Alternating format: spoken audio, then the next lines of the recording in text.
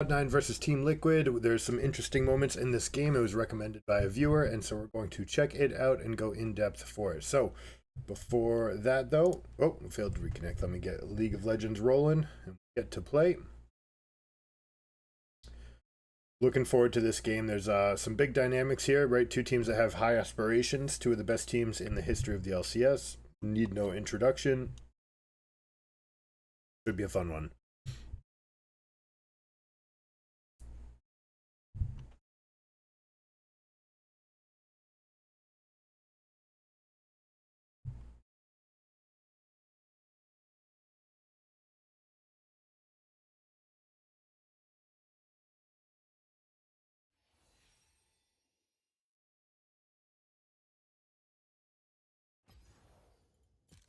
We're going to warm up with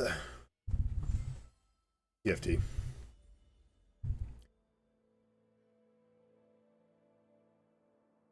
Well, we're pretty far away from getting diamond. I don't know if the split's going to break up the same for TFT as it does with the other set. I imagine not. They're not going through the sweeping changes. We're going to be basically forcing one composition. Challenger and set is highly contested. A lot of people are going 9. They're going for fast 9s. So I hope to make a full level 2 team at 4-1. Basically try to steamroll from there. We are going to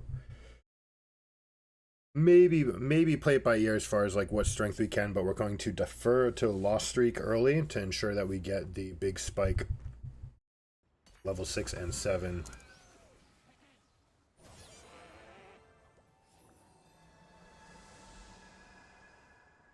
You know what? This is interesting. We never get to do this, so we'll pick House Light Shield. Should probably move my...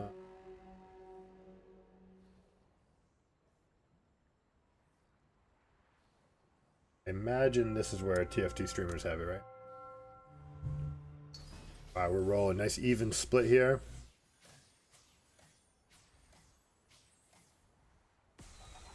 Ecliptic Vaults. Okay. This is extra gold when we get an augment, so we have a good chance for getting extra econ early. Each time you select an augment, gain 4 gold per augment. So you get 4, then 8, then 12. So we got a nice little infusion of 12 gold at stage 4 too, which means that a lot of people are going to be a little bit snowballed right there. We want to make sure that we're stronger before then. But certainly that'll be our last chance to rush out some of the units.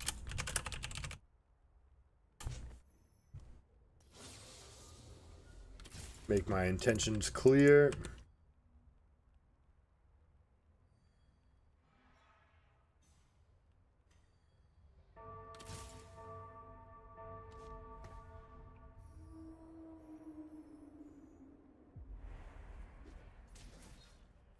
One spell from Cho'Gath is good enough to get a kill here, so we just want to make sure that he's taking the aggro.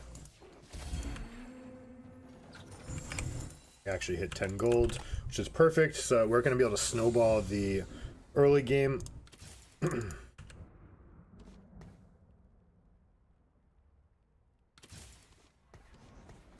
Already off to a good start, and if we can just get like a 2 bruiser frontline, that would be fine. Or 2 Shadow Isles would be fine. Kled by itself would be fine. There's a lot of good options here. We'll see if we get any bubbles going. What's up, guys? Welcome to everybody on all the channels.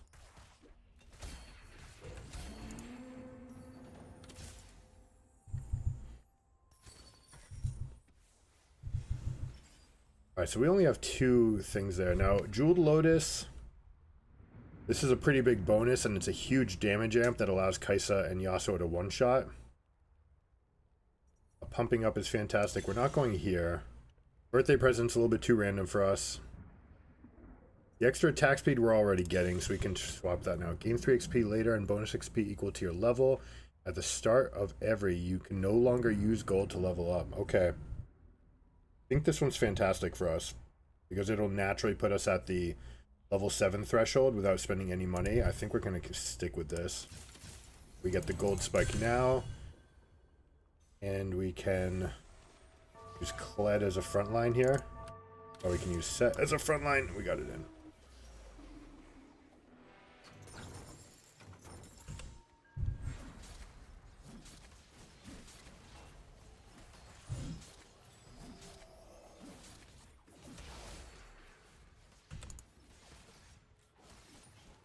Guy went level up and already has, okay, full Ionian bonus. Really strong team here. That's okay.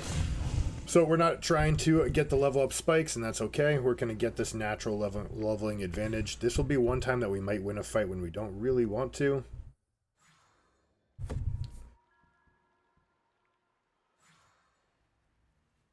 So this should give us 5 XP here, right? Yeah, there we go. 5 makes sense, and we get a perfect start here.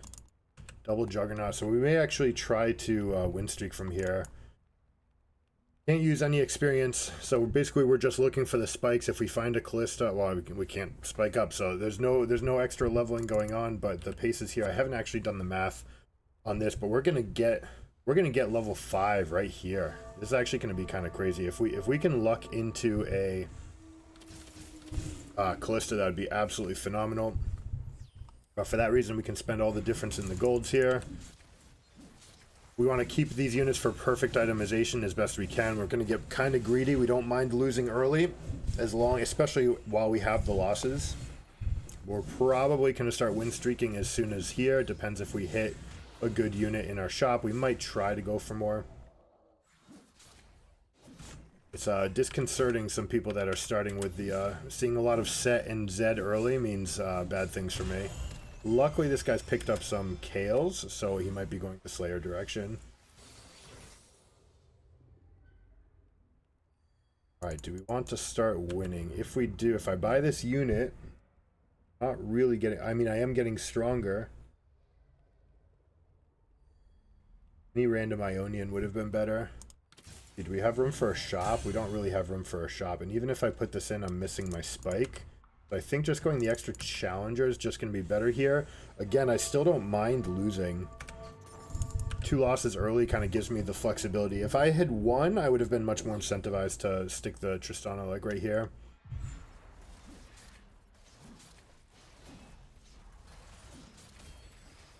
Should really be putting Aurelia on the front line and letting Set do some cleanup work. Dude, this is a lot of Ionian and Callistas being in play right now. This is kind of upsetting for me. Okay.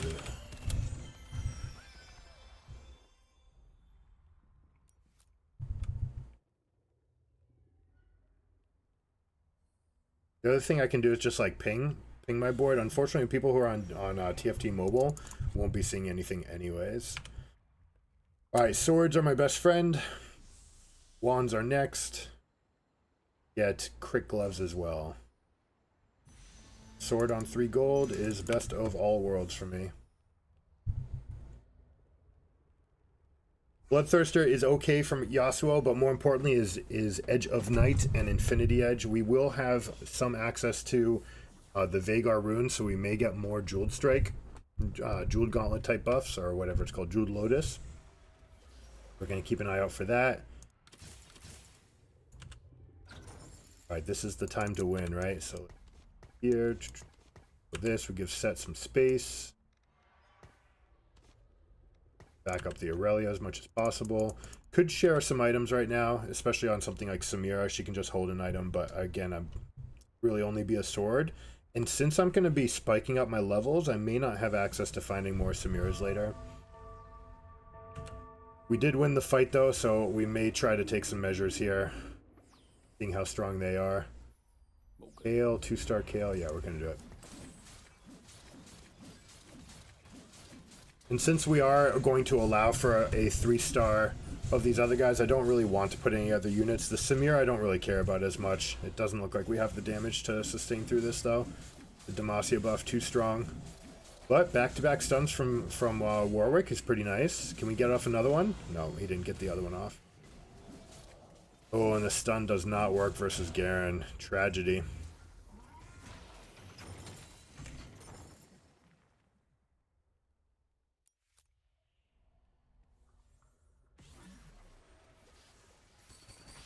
There she is.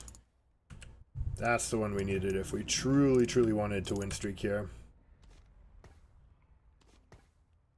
So I normally like to put more damage on one side and then Callista by herself on the other, because she can just take her time and rip through somebody on the other side. She is a backup unit if we are contested. Callista tends not to be as contested as Yasuo and Kai'Sa. Looks like some people are still fooling around with challengers though. Guy even has Ionia Challenger in play already.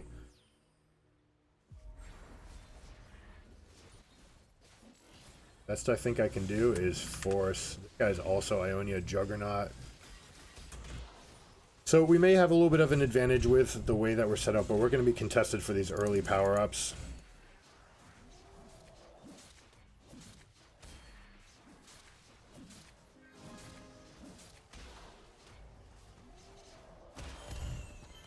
I'm going to keep these in the pool. I just want to let other people pick at it.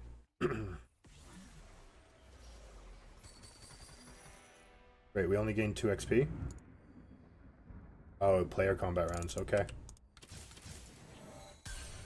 Alright, so let's see. We're going to be 6, and we've got our bonuses. We're going to start seeing the other units. So I'm going to get rid of this. Let's see, we're going to get 7 XP. No, 7 XP is not quite enough yet. I should have sold this. No, that's not true. If I get 2 Samiras out of bubbles, it'll level this one up.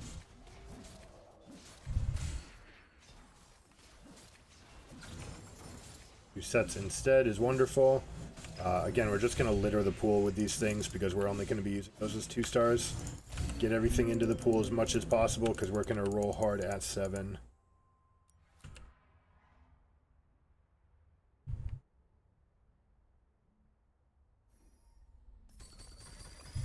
Alright, do we give the Samira? I think we're going to ship it out. Because we're going to be, let's see, we're going to get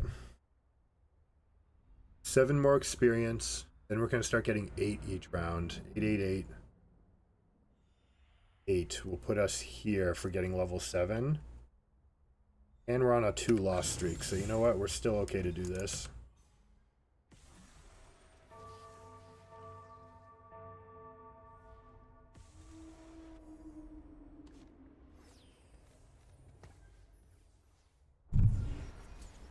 With Warwick's and sets being pulled out of the pool right now, I'm really hesitant to give either of them any itemization. Like, look at this. This guy's even going mashing for these items. He actually rolled. Okay, so he rolled. Even more reason to not touch. We're just saving up all this money, guys.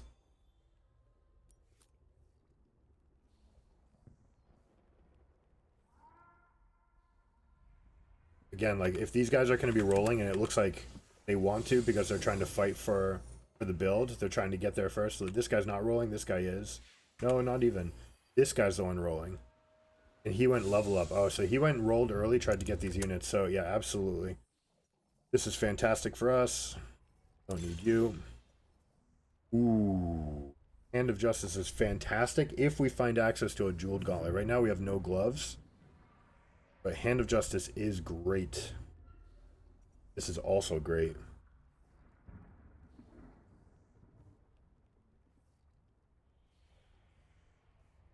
We're going to go with Tiny Power. And we get the 8 gold off of it. Now we could start leveling here, or we could start rolling at 6. But again, like, the 2-cost units are all highly contested right now. So I am not eager to itemize any of them or Aurelia. We'll just have to make do with whatever comes. I do want a spot. You know what? I could just reforge this second giant spell. I want 1 because I definitely want the I want Guard Breaker. Second one is much less exciting. So we're kind of playing the waiting game here. I'm not gonna do my competitors any justice, right? They will benefit just as much as I will from holding these units. And since I'm not rolling and they are, they're gonna benefit even more, right? So we're just gonna stack up this gold and spend it. We're getting 8 here. Let's see, we'll go up to 22, 30, 38. So it'll be 22, 30. Oh, we won't get it here actually. We had 22, 30, 32, and we'll level up at 4-1, which is right on time. And then we'll be level 7 for, let's see, we'll get 9 per round up to 60, so we'll have six rounds of that. Yeah, basically it's just always going to bump me as I get to the new stage, but 4 is where we're going to spike. We're going to go ham.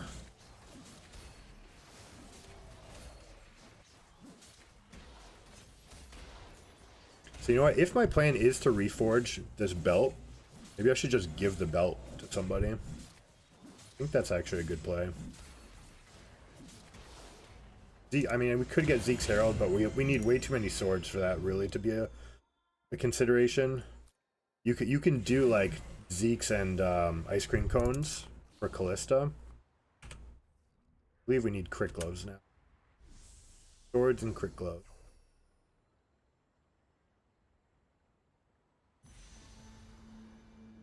4 gold on a glove is great.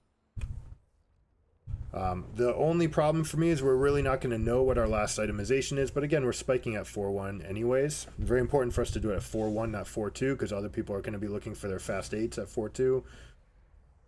Maybe trying to get roll downs. We'll have to be really fast on 4-1. The question will be whether or not I hide units or not. I think I should, because I'm definitely more likely to be spending. How did I lose a unit?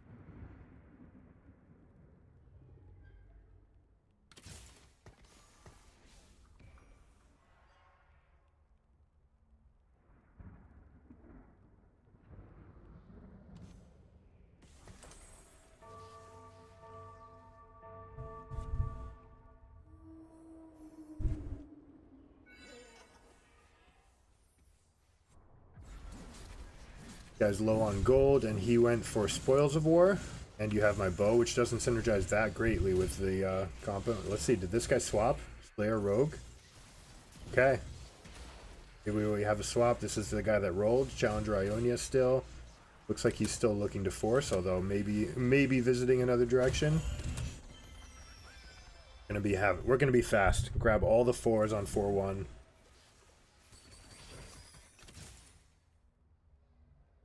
Taking this away from them is totally fine by me. I may start rolling on... Nah, I don't need to. I got all my 2s. Just don't need to do it.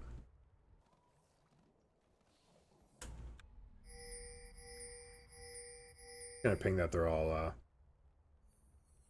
2 stars. Show everybody.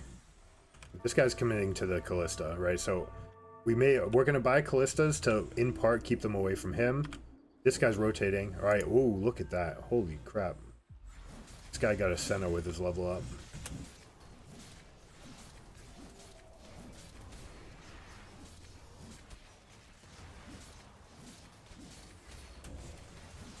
That guy's maybe going for fast 9.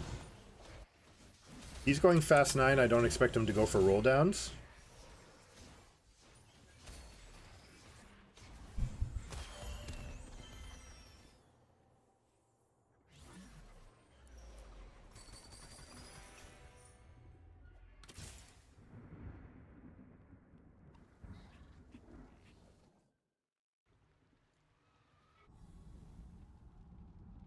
This is a very common composition, right? For all your Shurima like this, you get fantastic DPS. Another common comp. Early.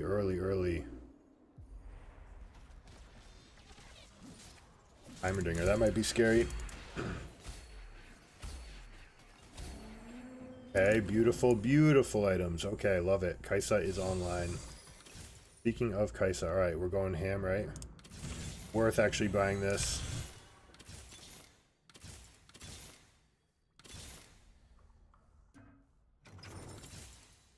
We're not going to buy Samira.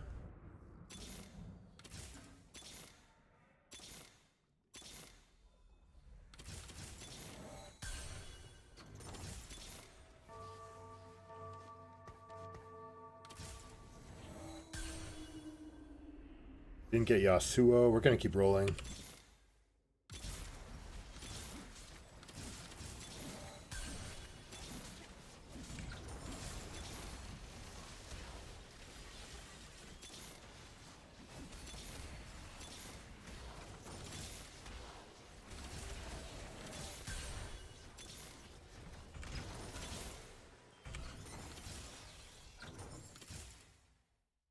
All right, we have the shell of our team.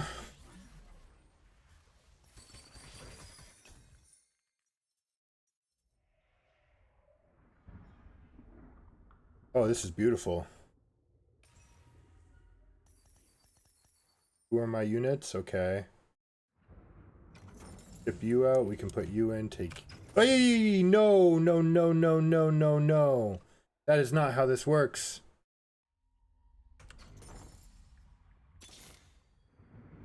That pisses me off.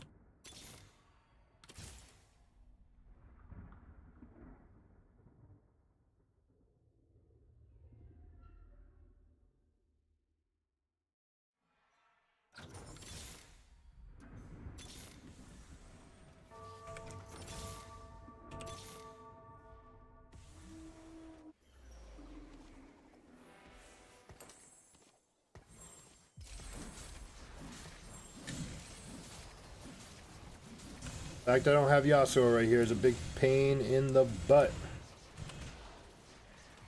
I should be selling the Aurelias, not the sets.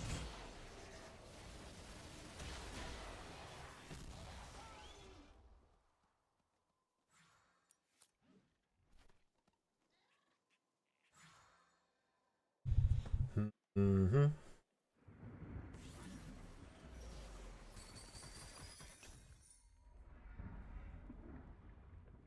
No, I have 8 Aurelias. I'm crazy. Oh my god, I have 8 of all my things. I have 8 of all of these. I guess I wait on the Yasuo. There we go.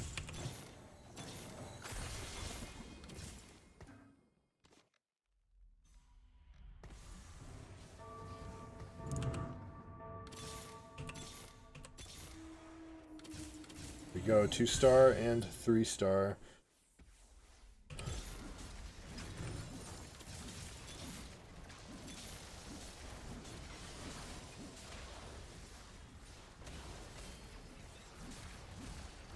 It's probably time to reforge this thing. Try to find a sword or a crick glove or something. The fact that we have lost 3 times here is really bad for us. Really, really bad.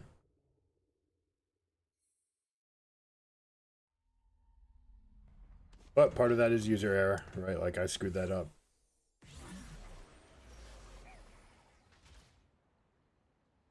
Alright, Crick Glove, this will make it easy. This is good on everybody. Especially good as a guard breaker on Kaisa. Kaisa's going to be 2-star. She's going to be happy. Then we also have access. Let's see. We'll find out what we get. Reforging here. Maybe we can wait. No. Don't want to wait. I could just make it like a Xerot portal, actually. And then reforge that.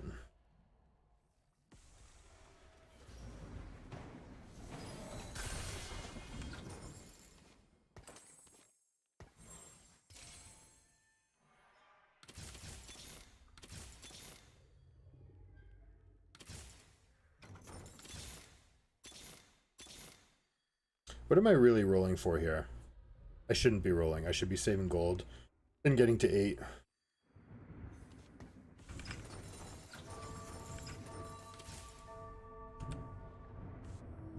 Callista should be right here.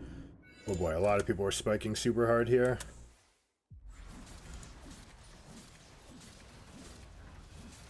On 8, we'll have better odds of catching everything. Let's see, we're gonna get 9 to 36, and then 2 to 38, then 10. Actually, we're gonna be here for a while. We're not gonna be 8.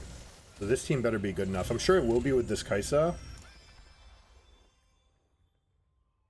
But yeah, we'll have stage 5-1 to still consider items after our Raptor round. Then we have to go all in at 5-2, or as soon as we hit level 8, we're gonna spend all that money. Just try to max out the 4s. I might prepare 1 unit, a Zon or a Shadow Isles, you know, kind of like Senna would be best. Senna's also the best for the level 9 comps that are trying to get a 3-star. She one-shots the whole board.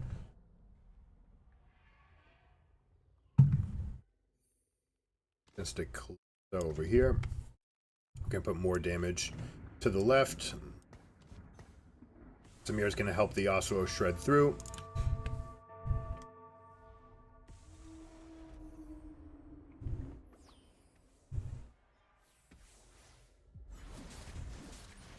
Guy went for his fast 9 here. Gain XP and gold, yep. Right, like there's so many augments that give extra experience. Nice, doing the hot job carrying here.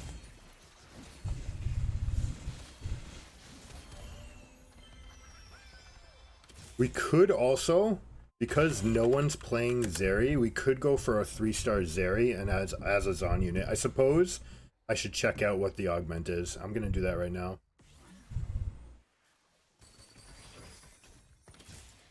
The augment. It is gain 25 attack speed. The first time you would be reduced to a 1 health and increase the attack speed bonus and heal a bunch of your max health. Okay.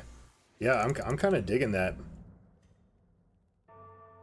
So if we're looking, I mean, I'm not going to look at Senna really. Senna could be a unit we stick in. We could also go for a Heimerdinger. I think that's probably more plausible.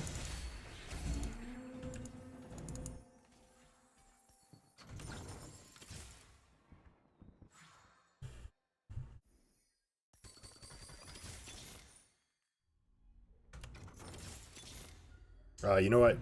Urgot's even better. Also, Shen is just fantastic, right? So we can just play Shen, be happy there as well. Are we saving it? Maybe we do save this gold. Alright, what do we have? We have to reforge this. Beautiful, okay.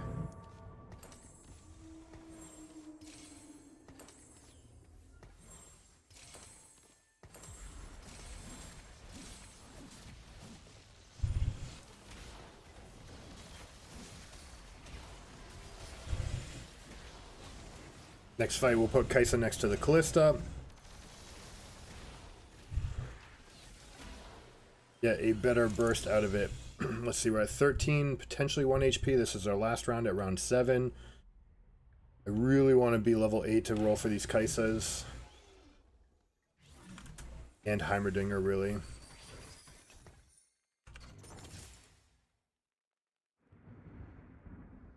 I really want a 2-star Yasuo as well.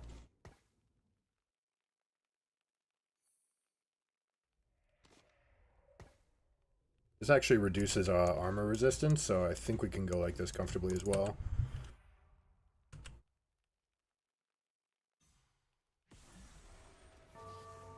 Maybe an extra challenger would be better than any other bonus. A 4th Ionian.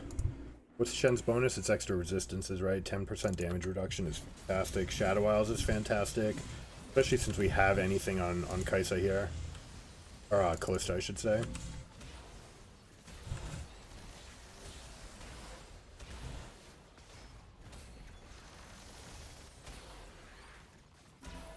Oh boy, we might die.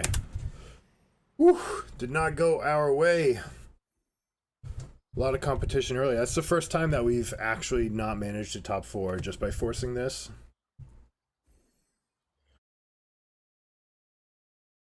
Alright, but we're warmed up.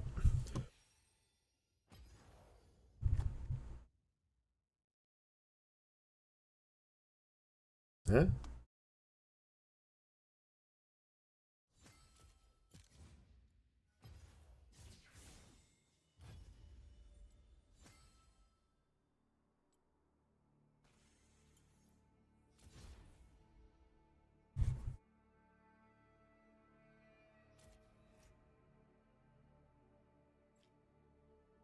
That arena is going to be sick.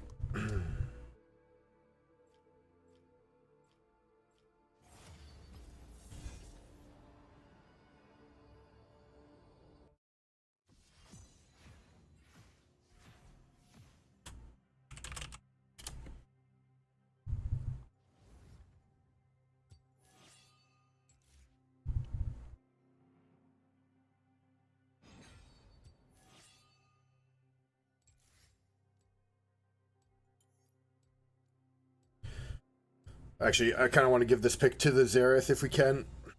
Xerath does not want to be an early pick. We can hide it if the support also picks fourth, but if both of these guys pick at the same time, then they can pick assassins and wipe him.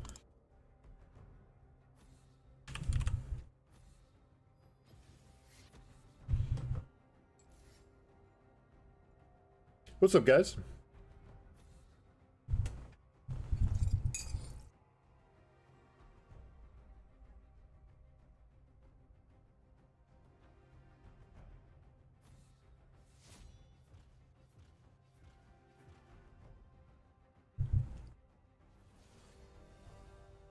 If this guy picks York. 10th pick gives me the flexible option. I'm happy to give this to Xerath.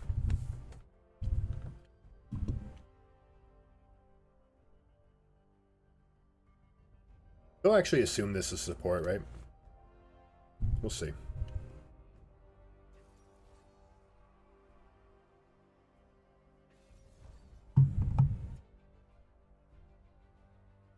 Alright, Jaina, very good against diving champions. Not as good as something like a Tarek.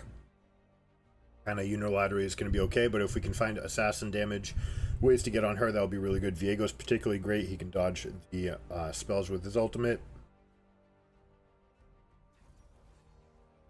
Jin will have a nice range advantage. Alright, Olaf is a pain in the ass.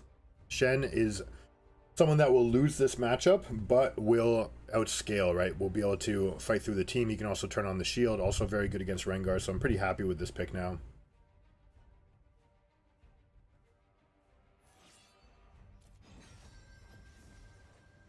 This is fine.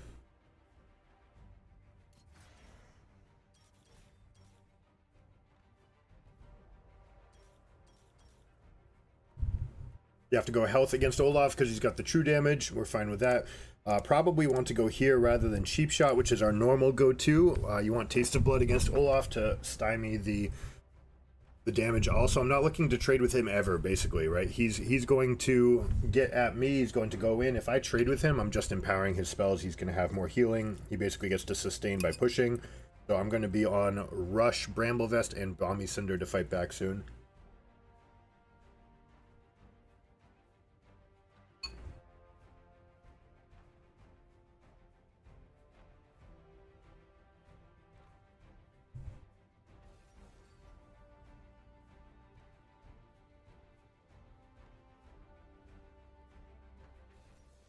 Vayne Kai'Sa. Alright, probably Kai'Sa mid, Vayne bot. Xerath actually highly punishes Kai'Sa. She has to use her speed boost to try to dodge the extended Qs. But Xerath is going to have a really tough time against Olaf Rengar, so that will be our objective, is to try to mitigate that. We might go for a Guardian since we're not trying to trade with Olaf here. I think I give up too much in the lane if I do that. So I'm going to go pull top wave to ensure that the wave pushes out to me.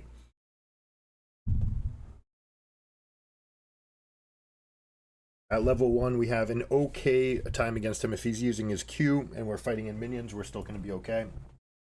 The power of the passive and grasp. But after that, once he has access to his W, it's lights out for us. One of the rare times that we get W first, we'll try to make sure to get that. Or W, you know, before E, I should say.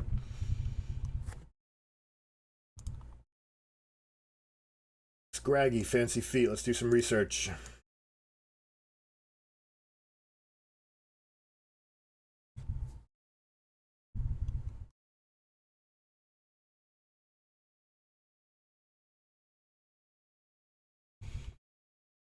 Alright, so he's got approach velocity and biscuits. Yeah, this guy is absolutely all in right here. Right, last stand conqueror. You go in, you take the fights. This guy understands.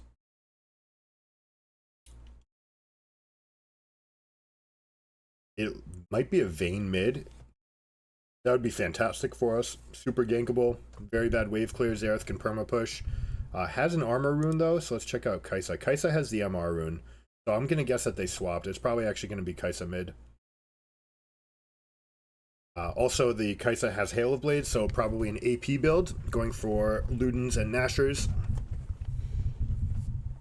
Also has Scorch, another evidence, you know, kind of pointing towards AP, towards the mid lane. So it's almost definitely going to be Kai'Sa in mid.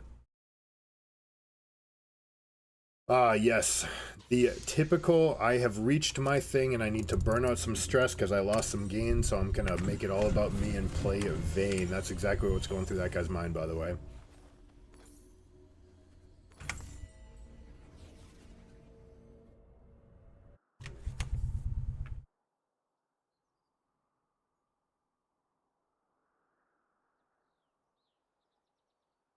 Welcome to Summer's Rift.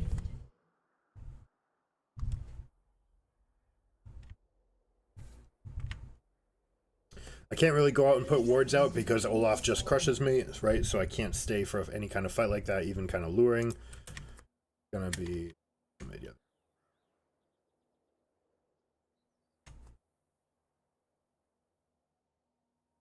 After this game, make sure you guys stay tuned. We're going to go over the Team Liquid versus Cloud9 game.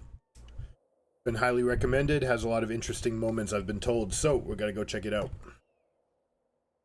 Minions have spawned.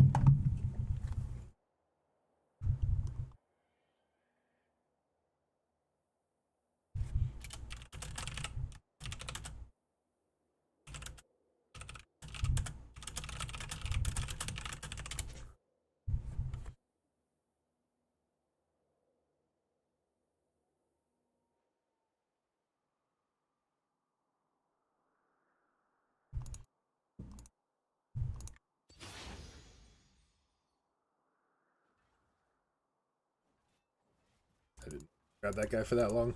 Look at that AI. It's just insisting on going over there because it attacked me too.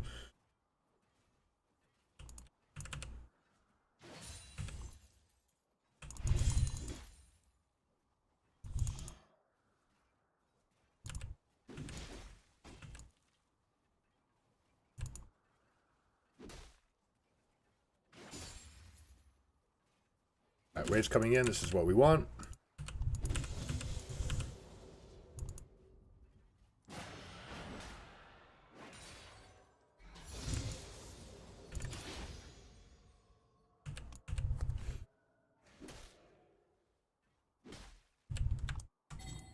Just gonna let Viego know that I'm holding position here, and this is fine.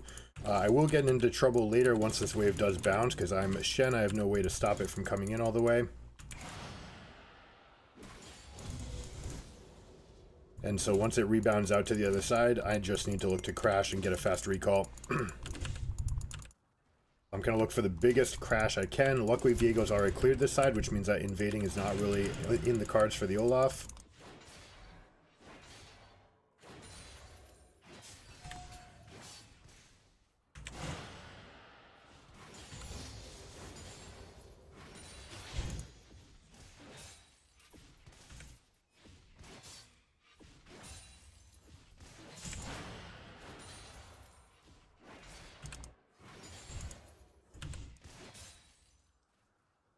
Very happy with this situation now. Got a big wave to protect ourselves with. Almost triple stacked, right? We're going to have 7 casters with us. So this will give us a nice crash, and we'll be able to get back. First blood. An ally has been slain. Double kill.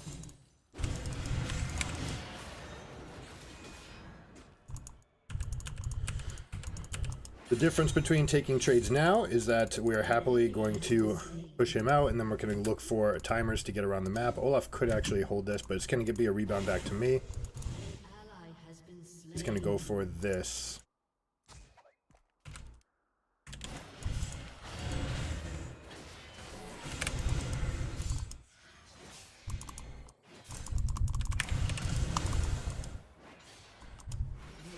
Got him. Rotations are superb.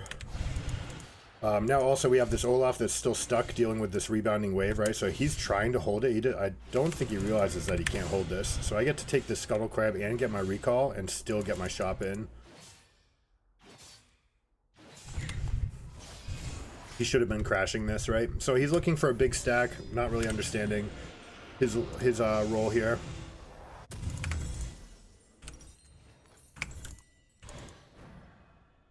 This means I don't need to use teleport because it's coming back to me. right? Nothing he can do to stop this. It also means that Viego's can have a potential for a gank here. Olaf 645. But the thing that he does have going for him is that he didn't really miss much, right? He got a really good crash off, just like I did. So 1, 2, there's 3 stacked waves here, and there's only 3 melee. So I lost 6 melees and a cannon to make this happen. So there's a lot of threat in my range. I should make sure that this guy knows that it's not gankable.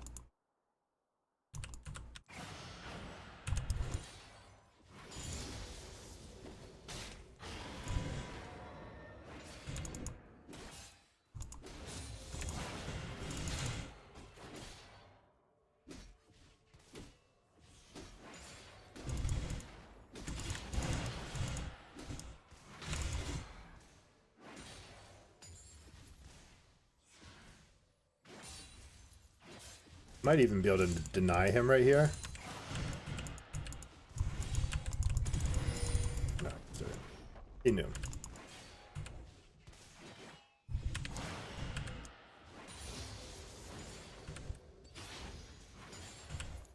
Looking at bot lane.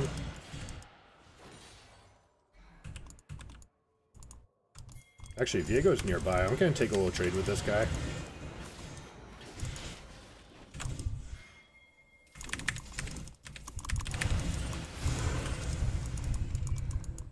Where's Viego? Viego was at Gromp and took nothing. Okay.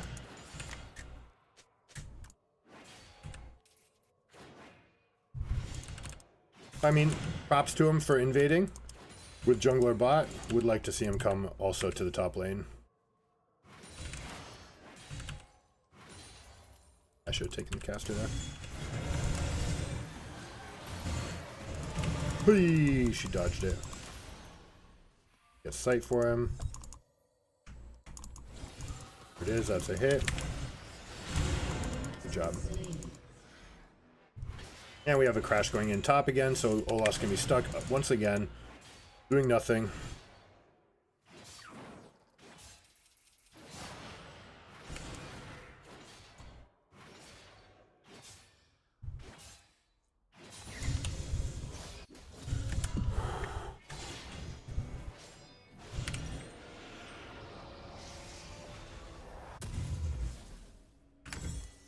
Alright, now we need to be a little bit selfish and go for wave clear, because now his potential with the Hydra, it's too strong.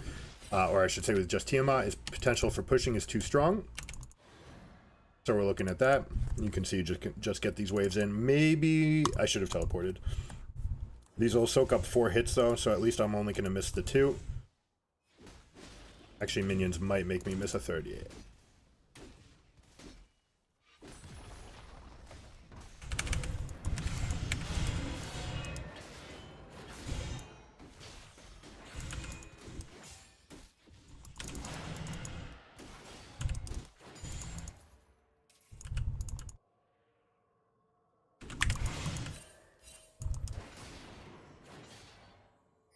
Big spike there. I hit you in my windows, not in your windows, sir.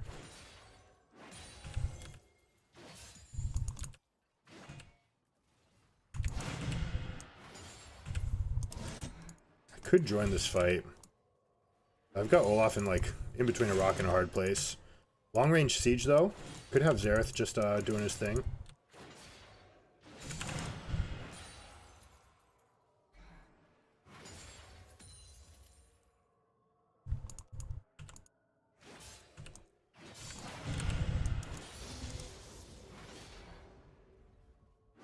Their team is mostly attack based, so I'm actually going to put more points into the W. I think 1 E should be enough to get it done most fights. And let's take a peek over here. Guy jumped in for an ult. Okay. Force him over.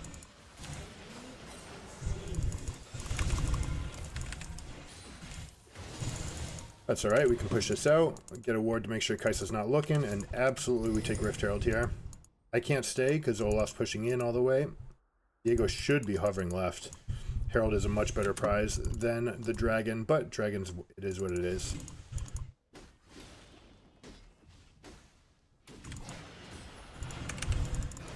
Got him.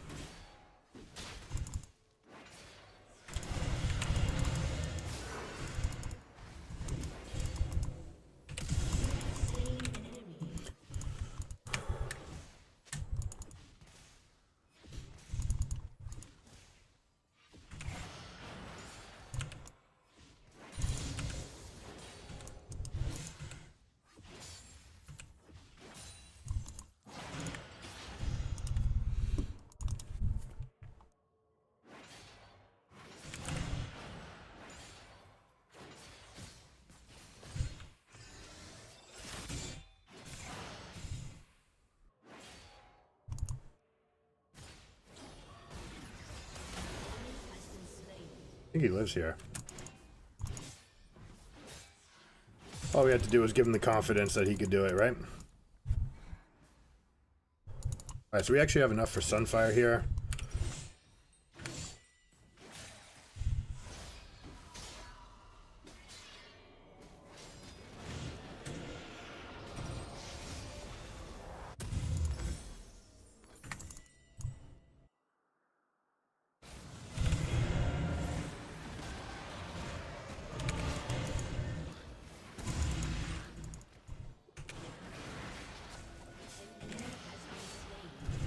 Why did it reset so much health?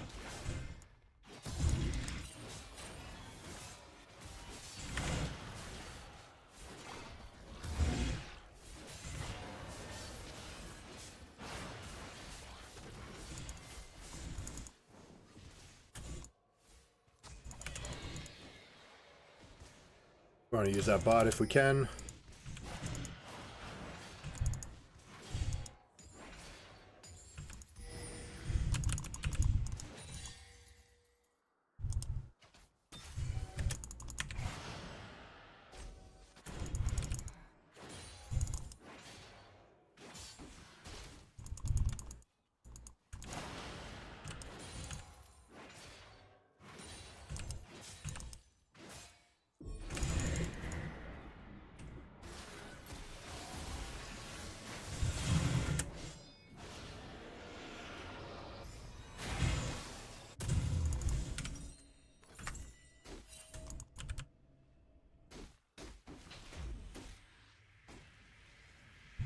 This should scare him away because of the item deficit.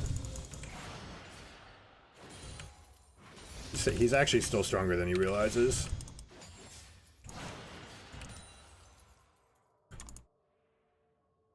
Alright, I've got no globals. Team needs to know.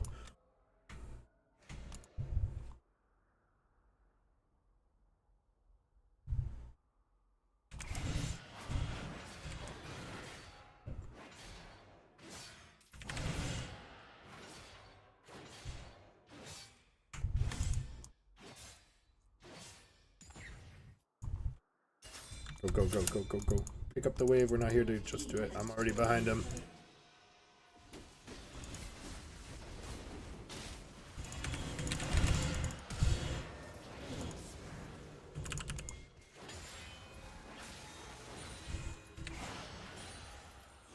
That guy took a lot of damage real early. That's kind of scary, not gonna lie.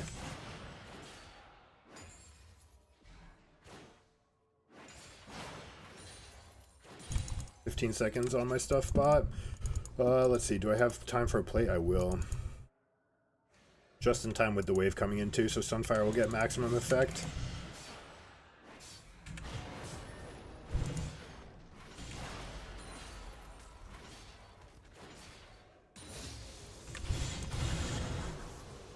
Wasn't fast enough. Should have cast it and then leveled it up.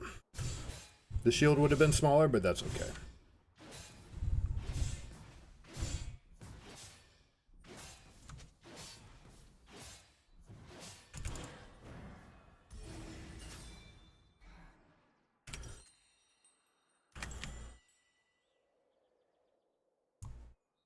There's a cannon wave.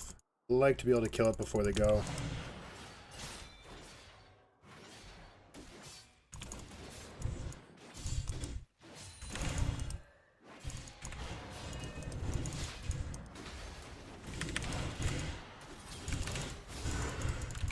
Wait, is that lethal? No way. Nope. gonna say that feels like it's a little bit of a reach.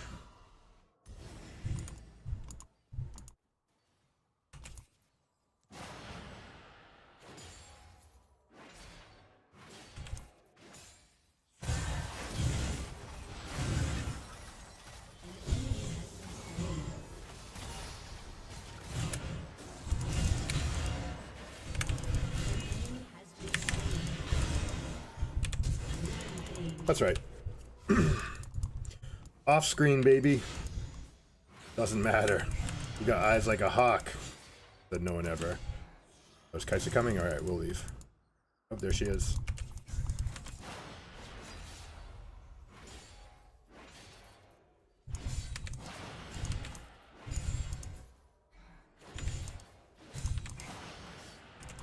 This guy, though, we have to run away from. This time he's got us.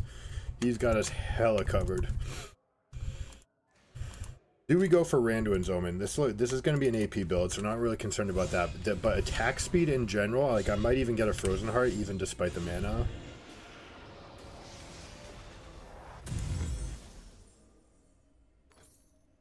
Your team has destroyed a turret. Your turret has been destroyed. I want Viego to come. I don't want them to force anything, but I want Viego to come.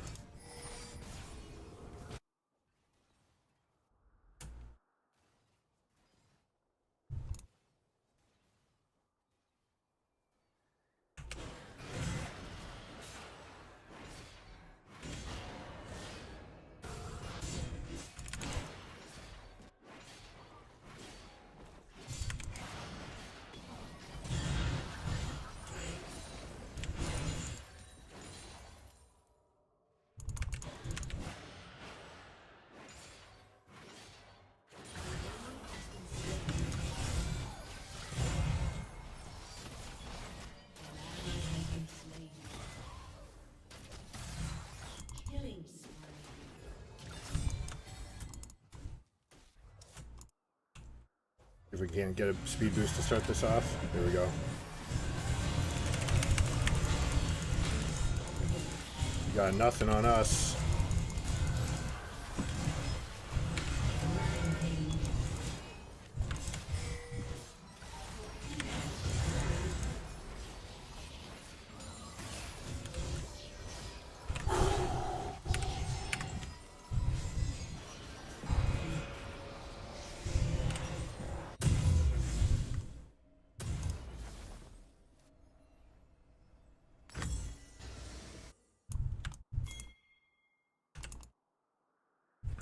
And everyone's rotating. Xerath is picking up a wave. Jhin is going mid. Everything is wonderful.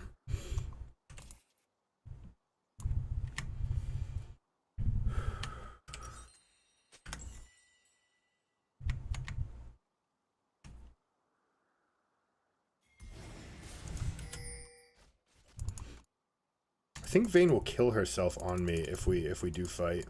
We're gonna give her the opportunity to step up ahead here. Oh, she saw me on the minion wave. Alright, there's more people coming here too. I'll just sip away. That's fine. With Janna here, it does mean that my team's getting Herald, so I don't need to contest anything, right? Like, my team's already winning. I don't need to take any skill check. Your team has destroyed a turret. An enemy has been slain.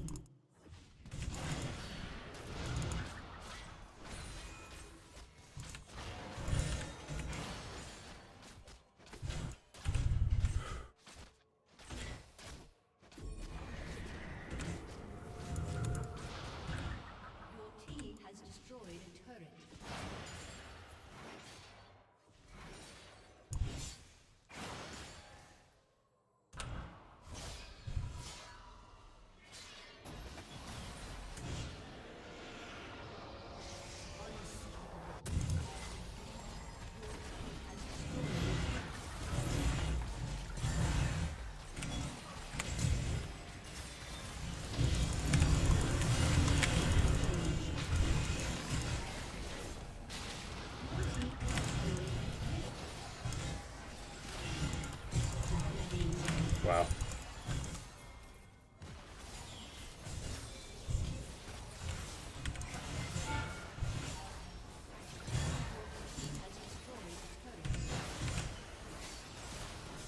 This is a thorough shellacking, folks. Get him out, get him out, get him out. No need to stay. Those minions are not strong enough to end the game. We are strong enough to get kills, but those minions are not strong enough to end the game. So if they just go elsewhere, they will win the exchanges here. This is for Xerath. Hey, I'm sorry. Oops.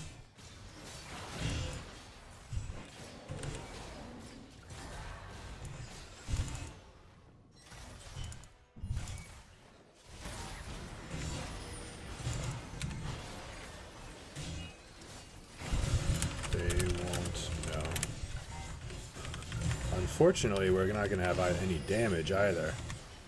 Dragon sucks, Baron wins.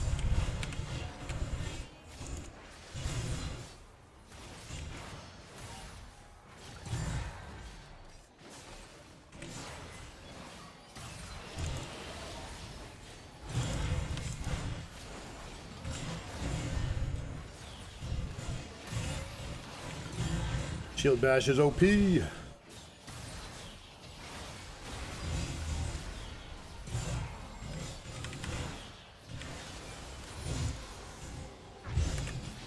Well, that took a little bit.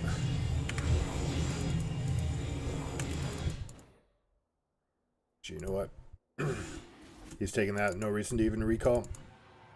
I'd like to get my 800 first.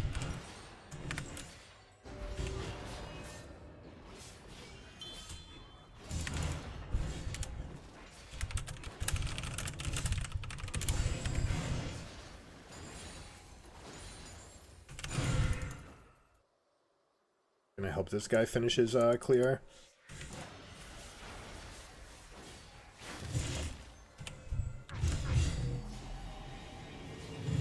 Is that an ult?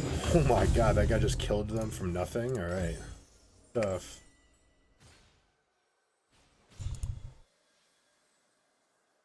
There you go. 5 bot, nothing else matters. What we're going to do is ensure that we have a slow push coming here. They did see you, Xerath. Have to be careful of that.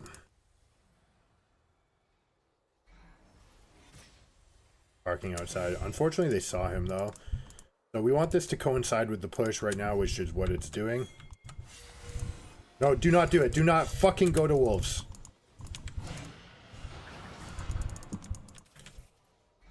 I'm talking as if he can hear me, and I'm calling for our teammate, but like, I'm not going to help him.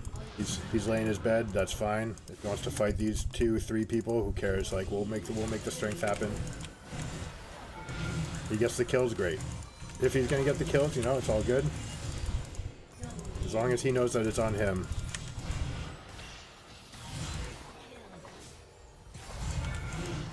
Alright, and that means that we end. We actually don't need this.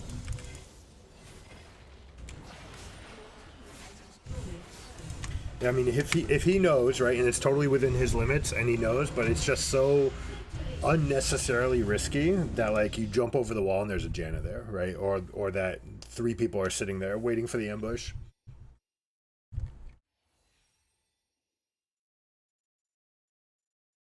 Xerath had fantastic rotations, good stuff, good trades, good everything.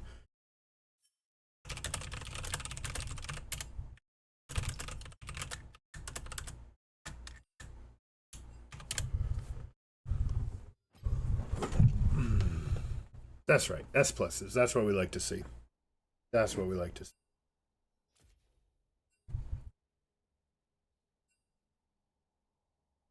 These Shen games have been pretty clean. So let me see. My guess, my take on this Olaf is that he picked something that he thought would counter. Just gonna see if he did 100% what was recommended here. Olaf is great for freelo, but that guy has locked mastery, so unless he's smurfing, didn't look like he was smurfing. Okay, so he went here. He's like, I want Olaf. I want the red counter pick. It's not a counter unless you know how to counter, right? Like you have to be so aggressive in this lane. He just let me get perfect wave simulations. I just got to go rebound, bounce. Everything about it was great. And you never really get to get off the floor, right? This Trinity Force is the build that we recommend. Stridebreaker is generically great as well, but Trinity Force just has such a high explosive ceiling with all the scaling stats. Why you didn't play Annie this game, I don't understand. Kaisa mid was he hovering Annie? Didn't see.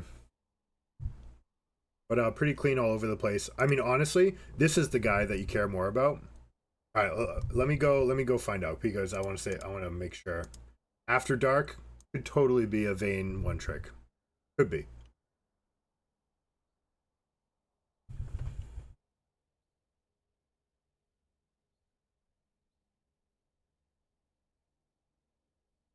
Okay. Okay. Vayne main. Fine. What tends to happen, and this is the assumption that we were making, someone gets to platinum and then they're just like, F all, don't care. I got what I wanted. I'm not dropping. I'm not demoting. I hit my benchmark. I can do whatever. That happens a lot, and Vayne just has these weaknesses where you go against double range champions and it's like you're gonna get outranged. But same thing here, right? Same thing is present here. That's true with the Olaf. You actually have to all in. You have to take Jhin the moment he puts his fourth shot on cooldown ever. You just all in. And you've got Glacial Augment, you've got Lethal Tempo, right? So that involves Janna flash Wing forward to get the slow, and then boom, get the knock-up. Once the knock-up's in place, they're not dealing as much damage. You immediately force their flashes, and then for the rest of the fight, you're Vayne, you've got Tumbles, you've got Janna's shield that's going to be similar in power to Lulu. And then you just go and you have to win. You have to outplay them the rest of the way. So, sorry to impede on this guy's win streak. Yeah, actually, it looks like he climbed with Vayne. Holy shoot. 7-0, 11, 13 kills, 3-1, 20-7. Something was going right for this guy. He boosting? 10-2 with Drainer. Always Janna. Fascinating to see these pairings, you know, see what people are up to. Yana. We say Janna, but like she's obvious, she has to be Nordic. Yana makes too much sense. Dude, this guy's got a win streak on Yana too. Maybe they are boosting. I guess all of these games are probably with this dude, right? Anyways, without further ado, let's go check out this game.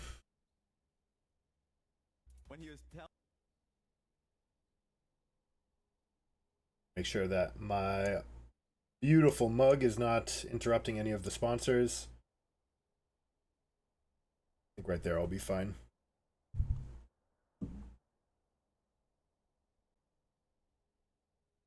Okay, I see some graphics, and you zoom in and get to the game. Yeah, that's good job. And ain't stepping it up. Forever has been the second best at that sort of thing, right? LEC has been much better for a long time. Love to see Ziggs in competitive. This champion is ready and good enough to do it 100%.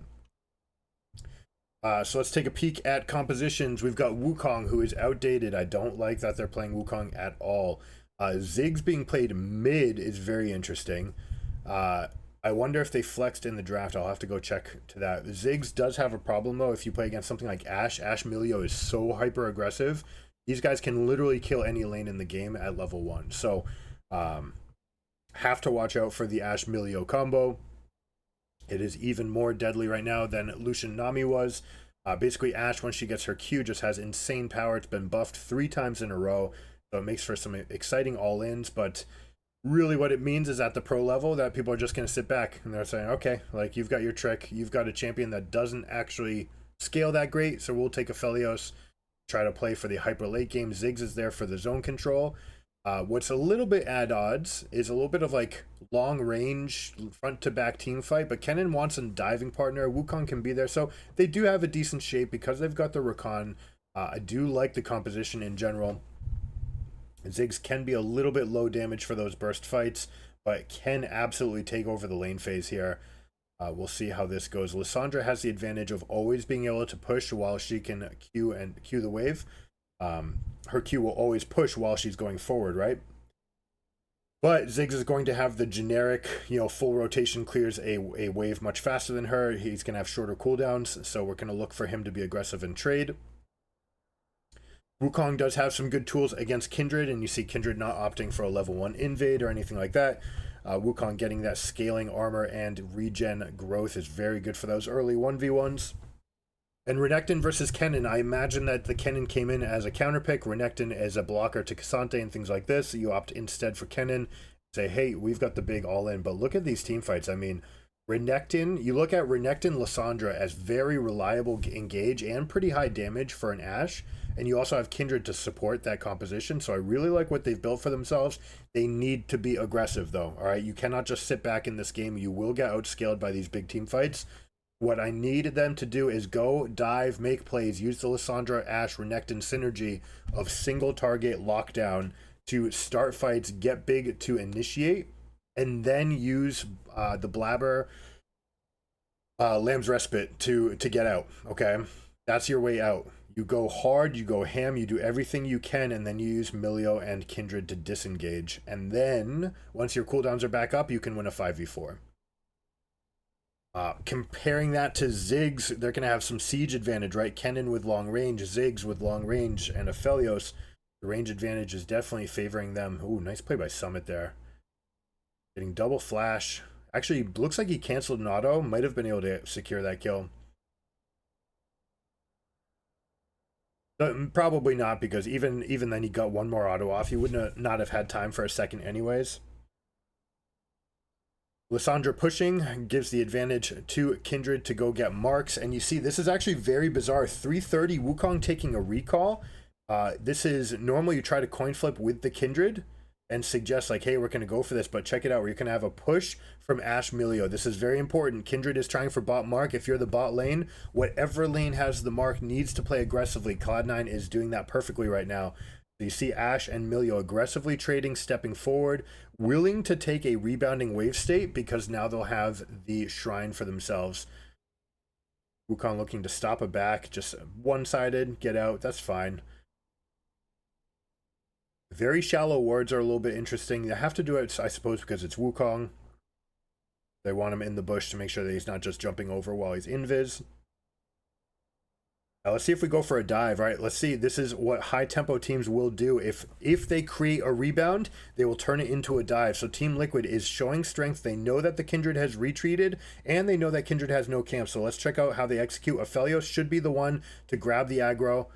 You see the heal to start off to just make sure that they're topped off. Yeon taking the maximum, but they don't get anything in return because Milio is broken.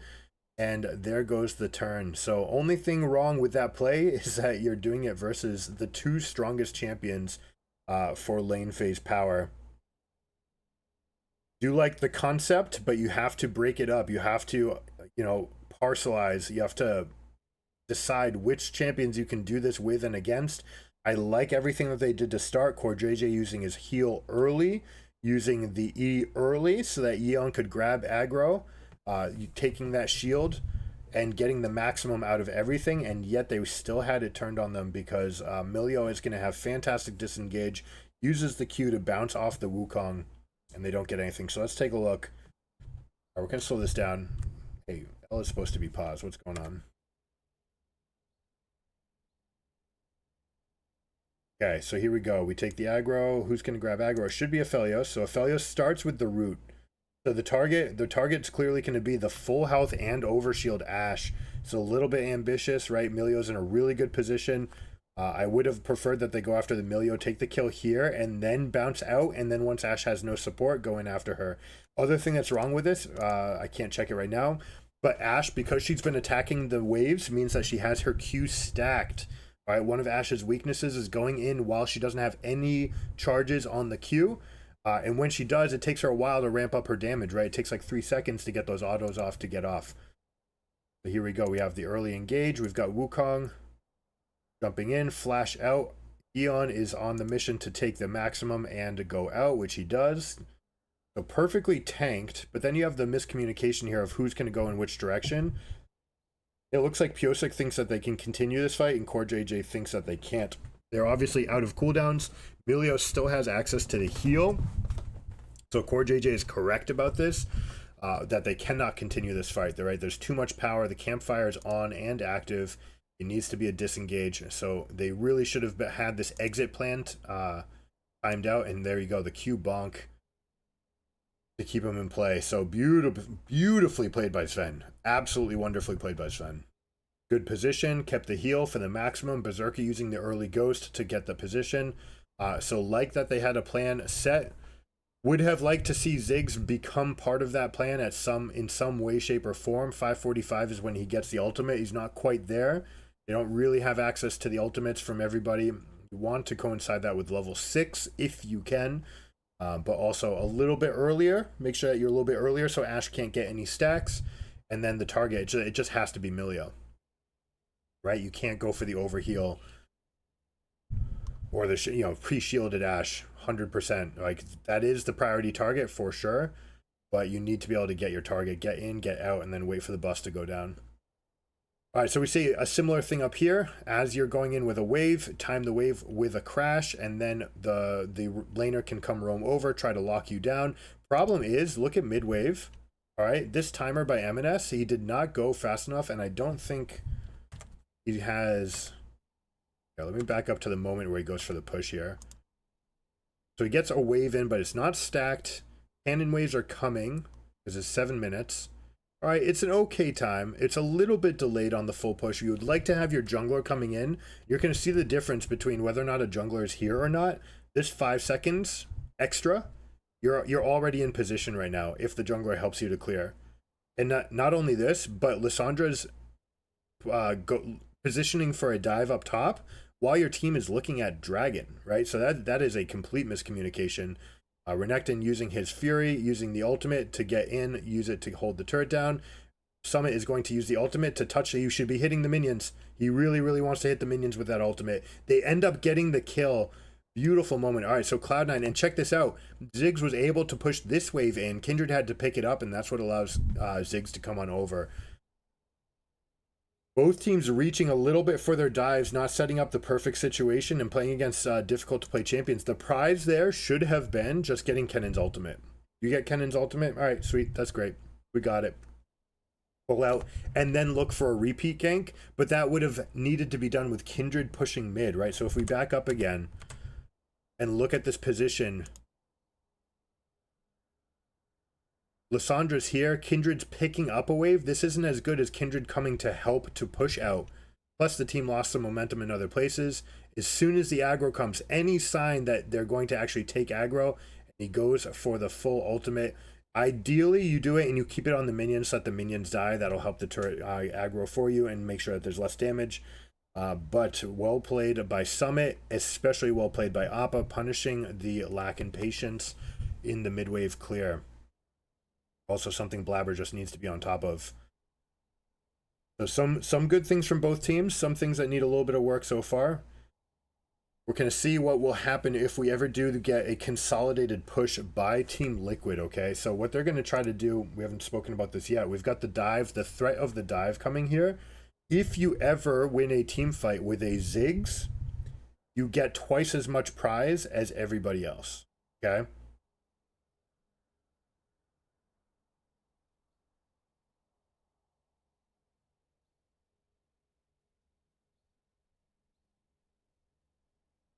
That's Tilter.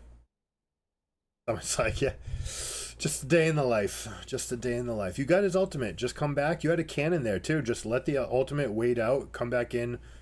2 steps. Could have done a better preempt where you get Kindred to help you push. You get 5 seconds earlier. That'll give you more time for the patience to reset and come back and do it again. Both steps could have been taken there.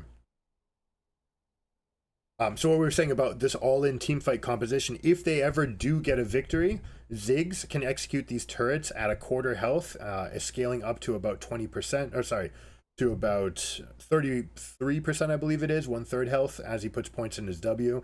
Tends to put max points into E after the Q. But you're going to see that these turrets fall, especially with the platings up, right? That is something that every other champion has been affected by more than Ziggs. The fact that you're going to have 500 resistances on the turrets if you go for a big push. Ziggs doesn't need to worry about that. The other thing that you get to do is take the Rift Herald, and you can Rift Herald 2 plates earlier because you don't need to wait for it to be just lethal and worried about the stacked up resistances. Instead, you can go from 3 plates down to 1.5, then 1 more poke, and you got it. All right, so he just gets to execute it from that spot. One of the reasons why we like to see Belveth with Ziggs a lot as well, because you can get such a tremendous thing. Someone like an Ashe carry down bot lane, you get Belveth in the jungle, you rotate 5 people to the Rift Herald, and you have a chance of getting all 15 plates with that combination. It is that good. All right, let's see. We've got Ziggs push right here. This is going to be the advantage, right? Level 7, 8, 9 is where Ziggs is going to be able to full clear, and Lissandra will not be able to off of 1 rotation. So, ooh, I love that play. Using the satchel to land on the arrival spot of the Lissandra is a fantastic play. Ziggs gets the zone control, putting the E in the corridor. Beautifully done. Appa showing that they know what to do with the champion. Aphelios rotating over as well. You see this, right?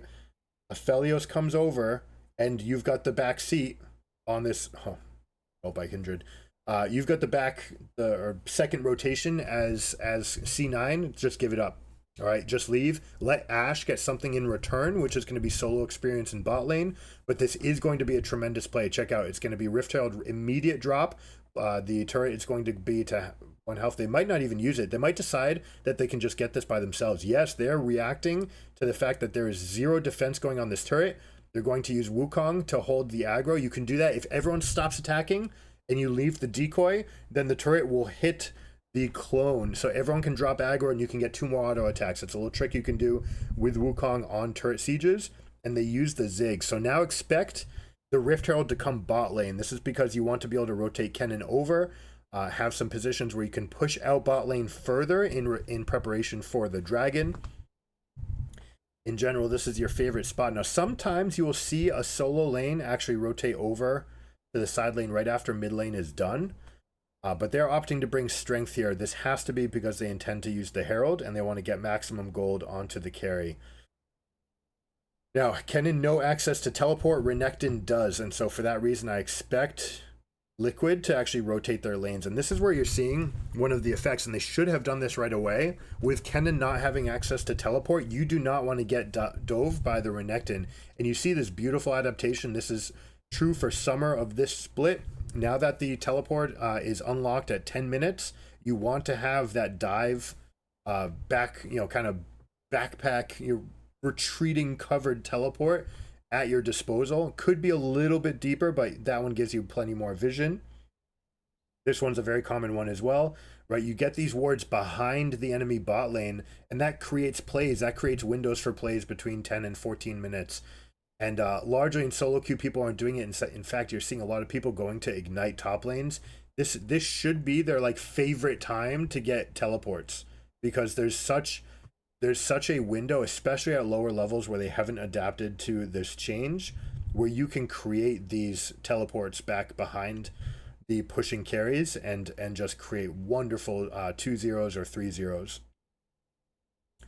Especially best is when the jungler comes and they show like they're going to gank you, and then instead you just teleport in behind them. But that doesn't happen. Instead, we're going to see Summit pushing with the protection of a control ward. Aphelios has rotated over. And now Wukong, if you're the Wukong, you very desperately, I don't want to say desperately, it behooves you to get this Herald in play quickly, right? That is because gold descales. If you can complete items and you can get your team to be done with boots plus item before 13 minutes, that is a huge spike relative to the enemy team, and you should be looking to get that in before you can spend it. This is very late in the rotation, which means that the Herald is only going to come in just in time for this play. If you're Pyosik, you need to drop it right now. If you haven't done this before, make sure you're dropping before 1350 in range of the turret. All right, it takes 10 seconds, 5 seconds to drop it, and then another 5 to get the charge off. But you see, they're just going to back off right now, and Ziggs is going to execute the turret, which means that they get to take this fight. No cooldowns, please. Do not use any more cooldowns.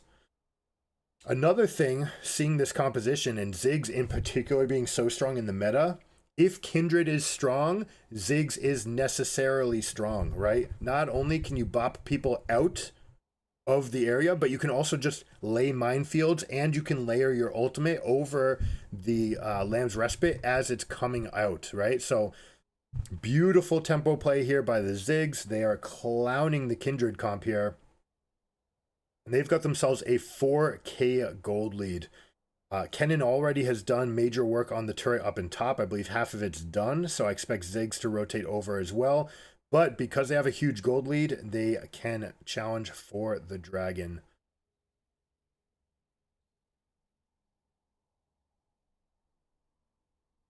That is a blunder by Fudge, by the way. You cannot teleport. And the whole reason your team put any wards down behind them is so you can get behind them in a fight. You need to realize that you cannot teleport to a turret when there's a Ziggs in the game, right? It's just too risky. You end up blowing the entire cooldown, Ziggs canceling it. It's wonderfully done. Didn't catch that live. Glad that the spectators showed that. Look at this line of deep vision by Team Liquid. All right, 4 wards being invested on the backside of the map, south side of the south quadrant, making sure that any entrance into this zone is going to be known. This is perfect for a Ziggs in particular, right? It's a mage, squishy, doesn't have the best escape maneuverability. So Ziggs wants this coverage, and because he's got it this deep, he's going to be able to go 2 waves deep before retreating out.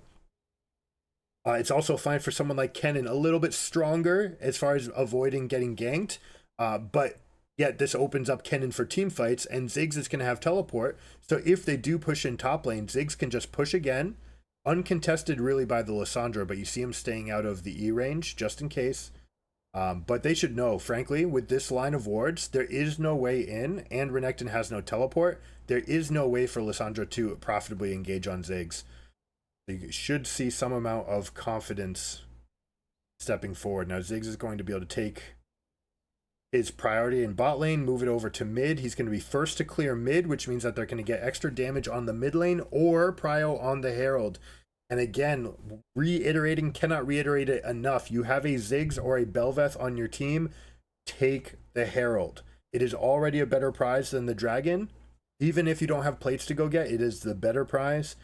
And if you have Bel'Veth or Ziggs, it becomes just a whole nother level, right? Because it unlocks the ability to really threaten turrets 100 to 0.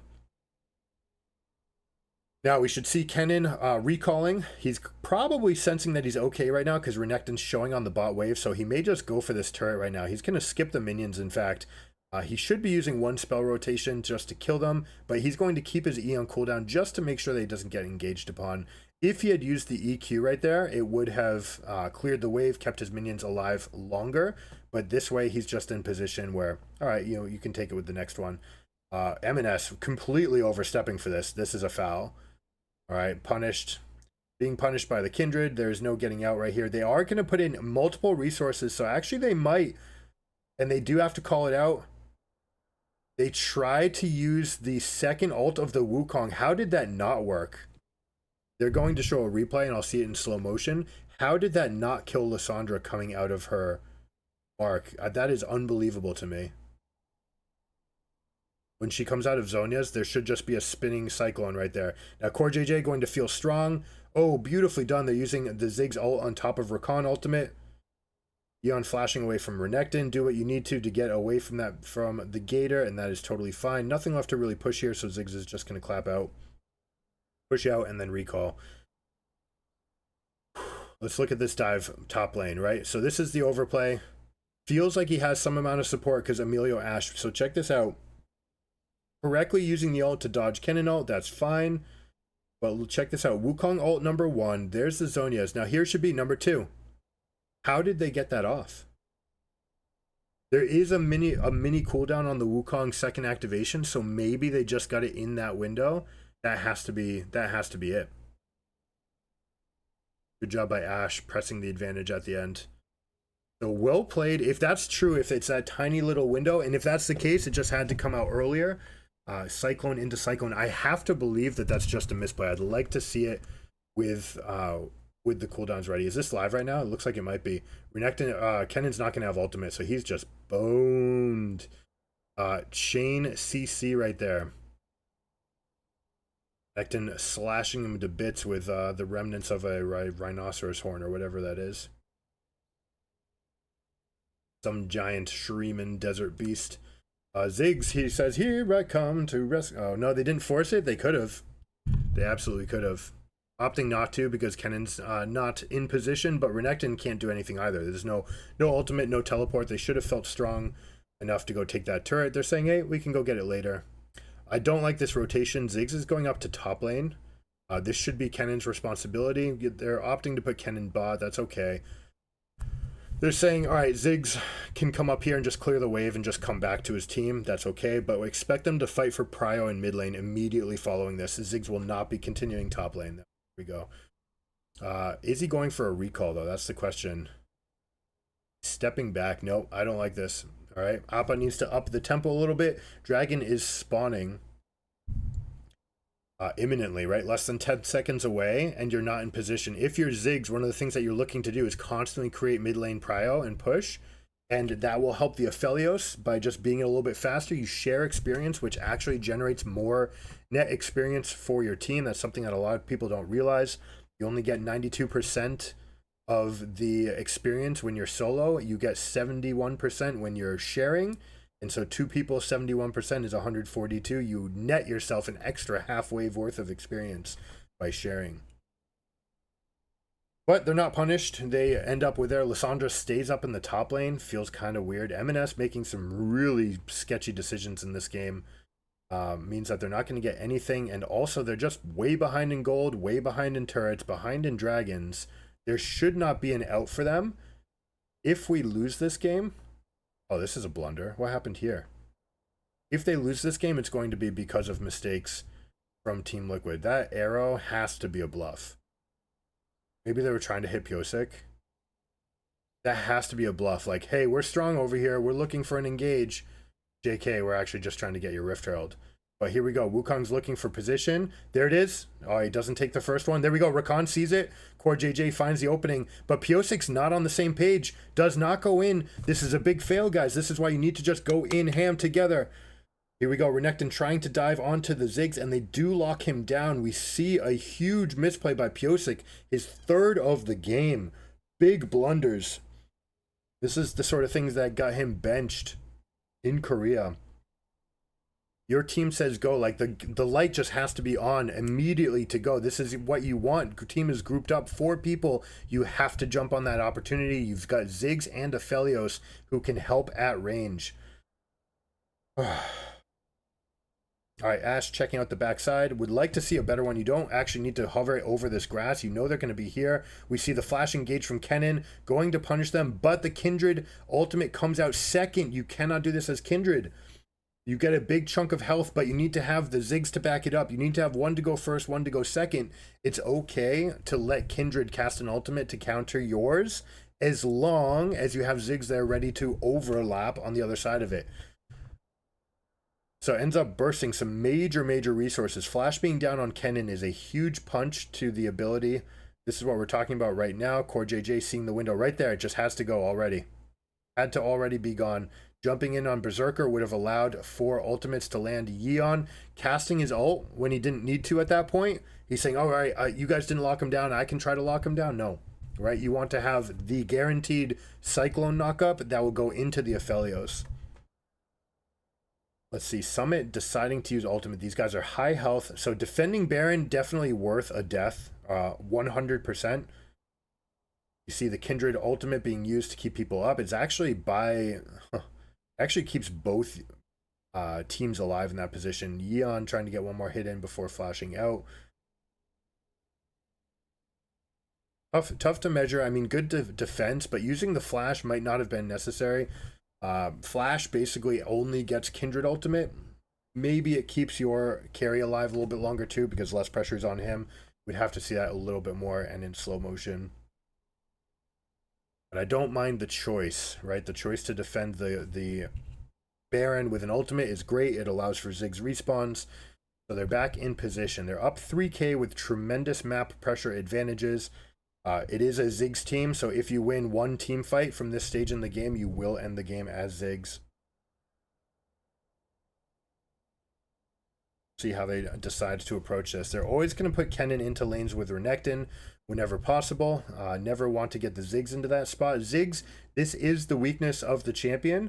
is where exactly do you put the Ziggs at this stage in the game? When enemy carries have 2 items, they become a big threat to a Ziggs, who largely needs time and cooldowns and to poke and to siege. That's not really his advantage. In this game, what you can do is say, we forfeit side lanes, we barrel down mid, we are the team fighting team, we want you to come to us anyways. And if you decide to split push and do a 1-3-1 and try to defend for the maximum, right, give up the minimum, get the maximum in sideways, Ziggs punishes that better than any other champion in the game. Tons of spells, tons of siege, can create space for his team, and can execute the turrets to make faster work of the push. Normally 1-3-1s work against 0-5 because they can hold enough that the ones split pushing can get 2 turrets each, while the 5 get 2 turrets in mid. That's not true with Ziggs. So I'd like to see Liquid get a little bit more pressure from these mid lane 5-0s, and spend some time, especially right now with the gold lead. Force the issue. Force them to say, you're either fighting us and we win team fight and we can flex with our wallet, or you're going to side lanes and trying to scale and we actually just barrel down and break inhibitors. Once an inhibitor is down as a Ziggs team, same thing, right? It creates so much more pressure than most other champions, just like having a Herald or a Baron buff, because it allows for maximum pressure. So here they go. They are pushing out mid to make room for the Baron T1 special. Renekton may decide to just solo the dragon and teleport in. It looks like the call is going to be give Baron and take dragon. So that is going to be it. Lissandra's going to push out mid. Very important. You push top immediately. You see the pings coming out. Ziggs is saying we're going. This is a mistake to split up. All right, I don't like... No, Wukong, what are you doing? Yosik, this is a foul. You cannot do this. The entire enemy team is at dragon. They're slower than you, and you guys have opted to make this trade. There's a absolute window there to push into the base and to break, force them onto bad recalls. They opt instead to take the recalls and shop. It looks like they've got, big half item spikes. Let me see exactly how much they spent on this recall. Okay, 3, 2. If they're completing items, I'm okay with it. All right, so void stat, half of this, half. Okay. Stopwatches. All right, so they're committing. They're committing to the push by buying out control wards. They're saying this is our time. All right, 2 different void staff pieces getting built, that they can defeat the magic resist, although I don't see much magic resist being built. I'm kind of surprised that they're both going for that. I don't think it's right. And on Ziggs, I'm confident it's not, right? Like Lichbane, the power of Lichbane is tremendous, because that means that you can basically 2-tap a turret. You cast it 1 spell, your W, and then you have your empowered auto attack with the Lichbane plus your passive. You hit it, and literally the turret drops by 50%, and then your W executes it. So anyways, they're going to go up. They're going to flex with what they do have. Ziggs is going major pressure. Kennen is going into the adjacent wave. I love to see this. A little bit overpushed, lost one of his minions on this tempo. We're going to see Fudge force the play here. This is Renekton. He has to come in behind. I don't like the angle that he took. But Pyosik taking a chunk of damage, also not good for him. And they may get run down by Ashe. Is Ashe going to take this play? Berserker wants it. MNS does not. Third time that MNS has not been on the same page with his carries. Berserker knowing that he's got Melio, this has to be the time. You see the engage. All right, Kindred ultimate being used, even though they dashed. That is a mistake, but they do get 1 kill. Here comes Summit with the full engage. Love to see this. But it's the rest of the team has called back so many times. This is 6 times this game that you have a dissonance in the calls. When choosing this as Team Liquid, you do not need to commit to this. You have just gotten the Herald. You still have time left on your Baron play, so you don't need to commit. I do like Summit's window. We're going to check this out right here. Again, you should not be taking any amount of damage from turrets here. You see players too far back. Appa being engaged on from Renekton. Hate his position. Putting yourself with the back to the wall over here, absolute mistake. So poor positioning from TL. Yosik twice. Well, see what we have right now. Engage here from Rakan. Kindred all comes out. Ends up being one-sided. Rakan dashes out, not realizing that there's an auto in the air that's lethal. And there's another flash being blown by Summit. Now, all of the flashes, but 2 are down. So 3 flashes were used right there. But we have a Summoner Spellbook for Lysandra. We still have flashes on Renekton and Kindred, so it will be interesting to see if they try to force this. Now, Ziggs going to be able to get into the turrets with the wave clear that he has. Expect to see some amount of vision in these areas. Kennen is going to push up mid and then look to flank in by coming down on this vertices. Now you see them contesting for vision, right? Ooh, love this play. Love the arrow here. Tries to go in the wrong direction, which means Blabber is going to get a one-shot here onto Summit. Could that be the end of the push? Two resources being used. They should be trying to engage. You see the resources going on up top. You have to try to engage. Protect Kennen by being aggressive. By retreating, now they're going to be at the mercy of Ashe here, who may or may not try to continue. It looks like they have the Wits End build to avoid some harass from Ziggs. That does give the extra attack or the extra move speed paired with Trinity Force, but they opt to not take the play. Summit not realizing the angle. Love the vision that C9 has put out in a counter siege, right? You can see these control wards stacking up. They're trying to mitigate the communication, the visual communication between the lane that's been pushed and the lane that is pushing, right? So absolutely love the defensive structure from Cloud9. Team Liquid needs to have the patience, which has been their knock since they put this team together, that they get tremendous early game advantages, but their mid to late game communication has not been good.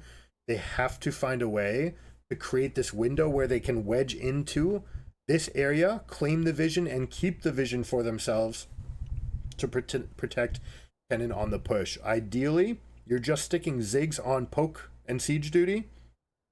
Aphelios tags the wave, Kennen goes mid-wave, and Rakan is there to glue everything together, Wukong and Rakan. We didn't see that. You ended up seeing all four people pushing in bot as if pushing bot were the only thing on their mind. You need to be able to allow communication and voyage, right? Transportation between mid and bot lanes to allow for those rotations. Instead, they gave them up to Cloud9. And they pay the price multiple times. You saw that Baron power play was like negative 300 or something like this. This is what we want, right? Ziggs. Max range, throwing spells at a diagonal across the different avenues that they can take. Ashe missing an arrow on a stunned target. We'll see if someone can take the maximum here. Might get a burn kill onto Blabber. Ends up putting a lot of damage into MNS, not realizing that Blabber was that low, perhaps. Now, I do expect to see a chase here. There are many cooldowns being used, which means that they can press up. Even though they're down in numbers, the health and cooldown advantage will be in their favor. And we see the engage beautifully done by Pyosik. We have Kindred ultimate in response. I don't see a Ziggs ultimate. It's not there, but they get the cleanup. Renekton's going to backline. This is what we get, front to back now. Renekton getting his reset off to come back in and help the team. Saves the day for them. You're seeing the strength of Renekton. Licorice has been adamant about this, that Renekton does not get outscaled, by the way. It's just like the state of the game. Games do not go 45 minutes anymore. So you don't see the 6-item spikes that beat Renekton. You don't even see the 5-item spikes. Or boots +4. Like, it just doesn't happen. Here we see the power of Emilio plus Ashe. Just so insane. Even Renekton benefiting from the Emilio advantage. Right? Being able to get that attack speed, or the attack range, to be able to hit someone with a stun from further out definitely matters. All right, we take stock.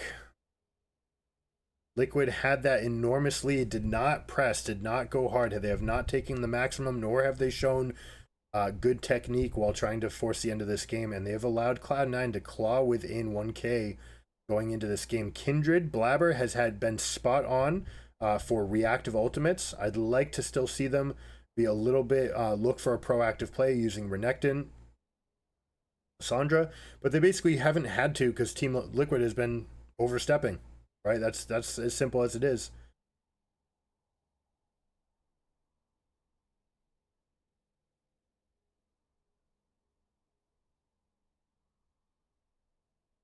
Now with Renekton showing on the map, I'm actually surprised. They potentially could have fought over that control ward. This area, Kindred does not want to be in this wall area. They could have looked potentially for a little fight. There are no teleport engage angles, but Kennen is finding an angle for himself. Look at this, going behind the Raptors, looking to say I'm bottom up flanking. They're not going to expect this. But you see how aggressive people can be when you have a Milio buff. Oh my goodness, Kennen is still unspotted. There we go. This is the time he's been spotted. And he knows he's been seen, so now needs to be a front to back. Beautiful job by Wukong using the decoy. Now they're going to chase down. Here's the aggression, but it is front to back. Renekton's getting in at the angle. Core JJ's been locked down, but they don't quite have enough. I want to see them continue to dive and use a Kindred ult, but they don't use it. So instead, we're going to get some amount of counterattack. Summit Kindred ult is down, or sorry, Kennen ult is down, but now the fight's going to favor them from here on out. They're going to focus on the Renekton as he revives. That was a really early Q. This is what it is. Cover fire with the bouncing bombs, right? Keep on throwing these. By throwing them, you give your team a channel of directions that they can move into.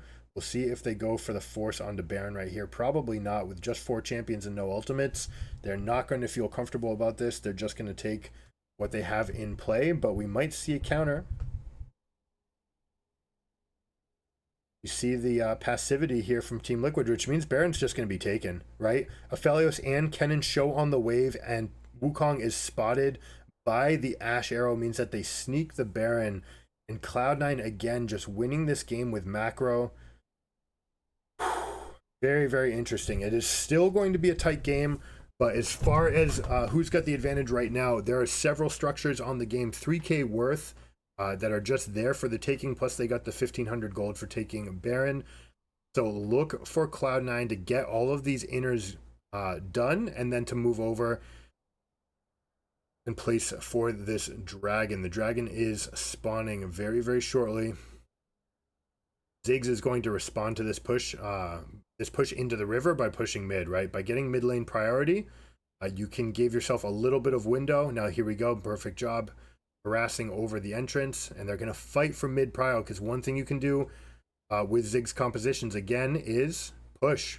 If they decide to go for dragon, Team Liquid can actually counter by pushing mid and going to break structures. So they are fighting for it. They're always going to be a little bit later because of the Baron difference, but you see them kind of committing to this play. They're going to step forward. Blabber stepping up with Milio advantages.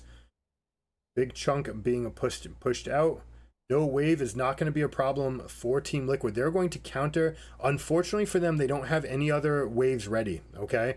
But they do have tanks. So you see that they're going to have up front. We'll see if Core JJ takes the aggro. They see the recalls, so they have to go back. This is perfectly done by Cloud9. One person solo the dragon, rest of the team come back to give the minimum. However, this is going to be worth for them. Inhibitor down for dragon is a good trade, and they will also have position to go in to top lane, especially now that they see Lissandra's teleport. I expect to see Liquid go. There they go, pushing top as an answer. Kennen is going to recall. He's got the teleport. I don't expect him to actually answer bot. If you go to bot, it's fine. You can answer this wave, but it's not going to give you gold in inventory.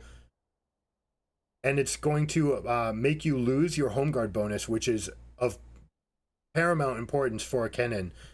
So opts to go and contest this wave, which means that they don't have threat of the teleport. He cannot teleport because Lissandra can always lock him out, which means Team Liquid has to back off. And now they're in a tough spot here.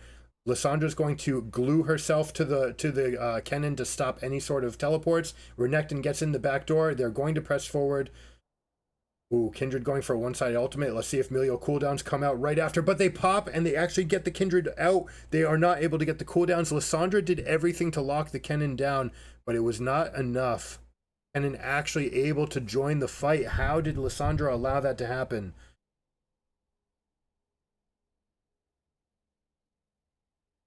Brutalized. Kennen getting into that fight was a tremendous advantage. They're going to go for the end here. I expect Piosik to use everything to just hold aggro going forward. They can get a little bit of shields from the Rakan. You could also see Yeon just grab the aggro.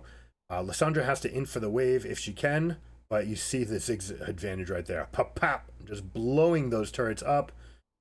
Nothing to be done, and Team Liquid, with my favorite champion in pro play, the most underrated champion in the game, Ziggs, takes it. They can improve that. That's the scary thing, that there's a lot of things to improve, and if they do, then they will have a force on their hands. All right, good stuff. Congratulations to Team Liquid for pulling that through. Well played by Summit finding a way to get into that fight. And Yosik and M&S need better from you guys. All right.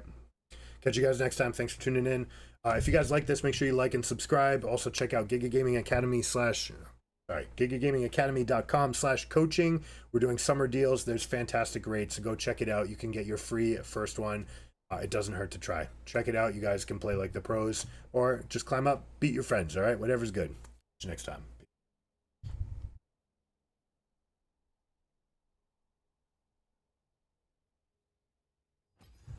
All right. We got game time.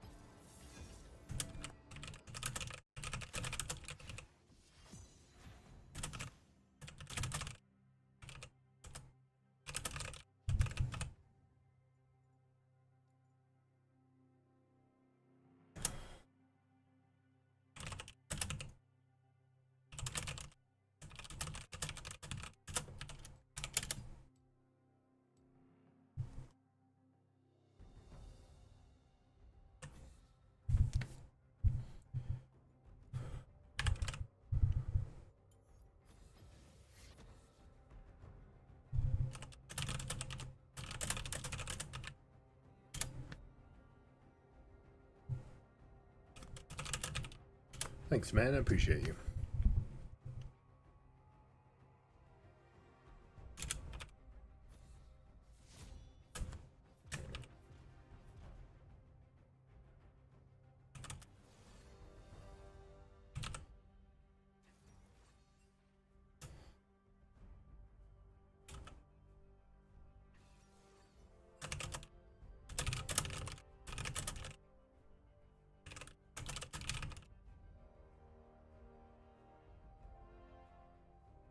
Yeah, it's true. We just did a breakdown of the game in the background. Team Liquid versus C9. A lot of good talking points. Alright, Shen going down means we're probably playing Teemo. Shen not only comes out of our pool, but also counters Kled and Volibear, so we're not eager to pick either of those champions. It's okay into Yorick. His shield is very good against the ghouls, and I'm not really keen on picking a split pusher into Nocturne Shen compositions in general, although Teemo kind of spends a lot of time on his own as well, so I may just go for pure tank duty here. Someone that can completely body the Shen is Ornn, because my W is just a much stronger pushing tool than anything that Shen has, so I can kind of win trades while going off against him.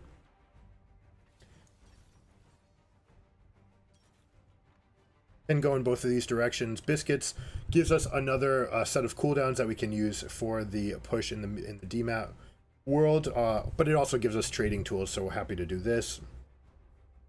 Attack speed is a little bit is good at getting our brittle procs off, so we're happy to go there as well. Most of the damage coming in top lane. Shen is a mix. It's about 50-50, but Talia and Nocturne could show up, so we're going to go with extra health.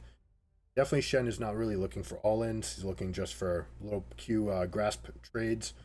I think we're just going to be able to body him anyways. We should be able to go like this.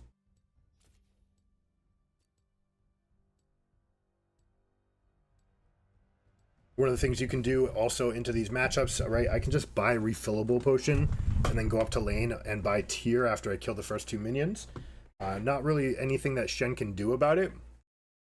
Doesn't have enough all-in pressure. We can also just buy the door and shield later while we're up there. Just glean advantages from that. The tier helps us dominate this lane with all the extra mana. And then once we get Bomby Cinder, especially if we can get Bomby Cinder before they recall, then we're in a really, really good spot. Another place that some Ornn players will go is with Corrupting here. I'm just going to do this and play for the win.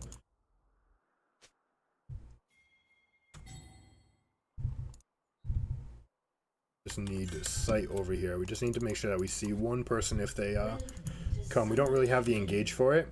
Tristana has a lot of damage. Soraka is a bully at level 1. I love this combination. But yeah, Talia, Shen, Ashe are scary AF. Like, this is kind of unexciting to me. Like, these champions are all excellent at level 1. Alright, now they can go in because we see Nocturne.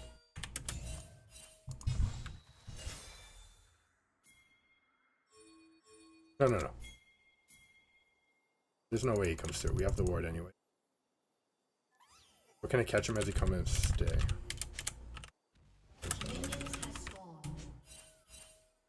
Alright, they may have seen us somewhere. No one brought a sweeper.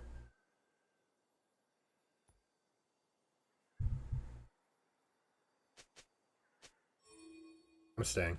I have teleport. I don't mind using it. You do not recall. Do not recall.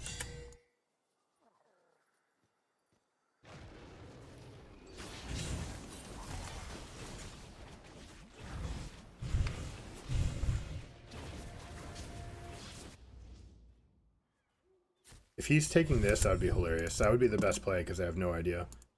Bot lane might have no idea as well. There's the Nocturne. He actually went for a steal. Oh my gosh. Getting in behind them.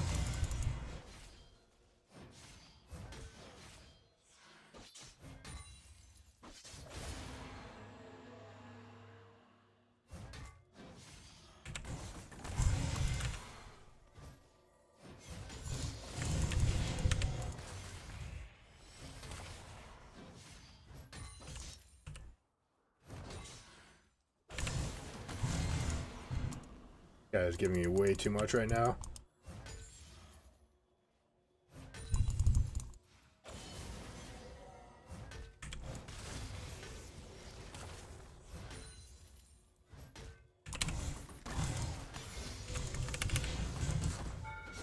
Hey! What was that? I did... Oh my goodness, my Q went down, and I thought it was his sword, and I tried to hit it. Whoopsies.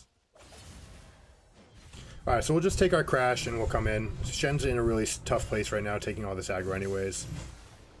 So he's going to have to teleport.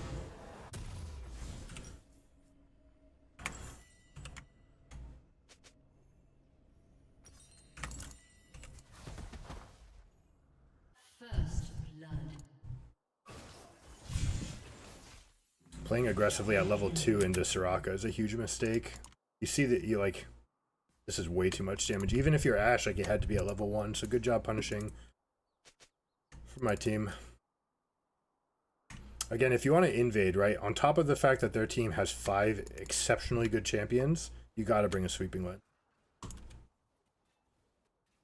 Playing the best champ in the game. It's true. It is confirmed. Shen is also going to be stuck in a weird spot. Oh, this way is coming out to me, and we can help the Nidalee body.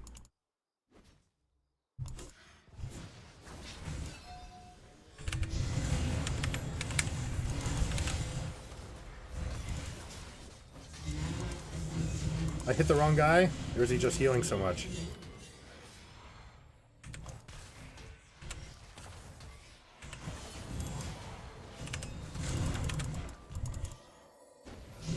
No.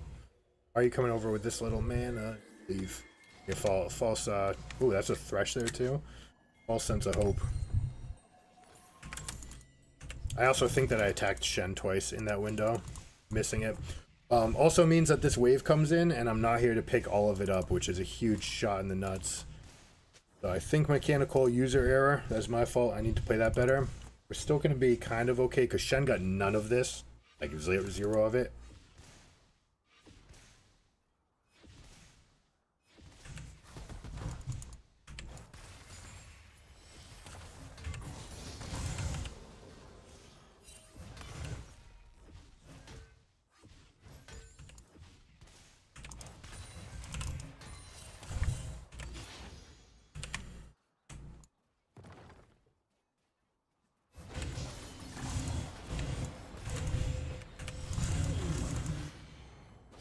Oh, he has double buffs. Let's do this. Alright, I can't look for any trades while he has double buffs. So we're just going to play around the like 14-second window on his E and the 20-second window on his W.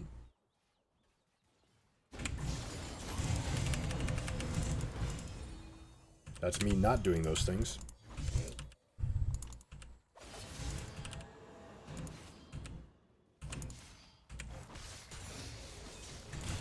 Because we're in this spot where we're farming with spells, we're just going to get our Q leveled up.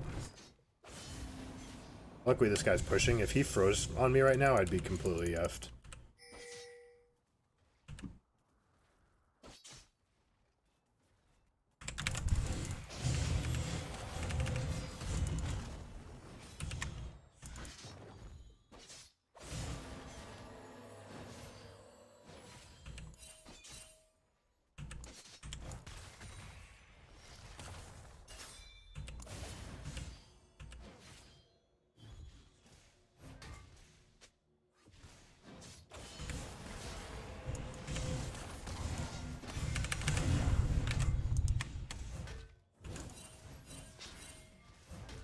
That's a hit. Go, go, go, go. You got him. Okay, that's it.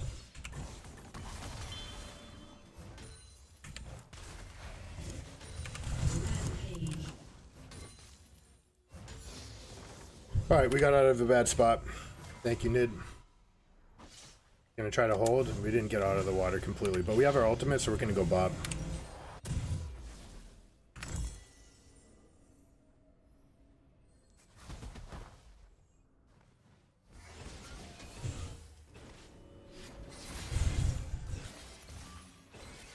So grief.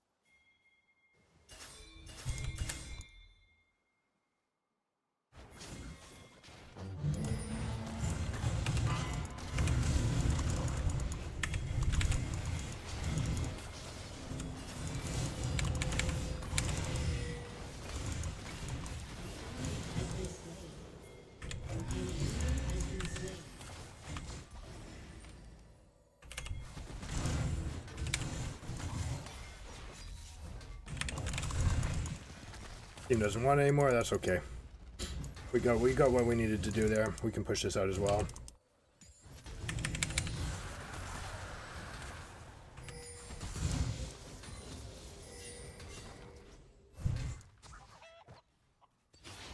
Hey, that guy missed by a mile. Oh, I'm sure he's pissed about it too, but just like yourselves.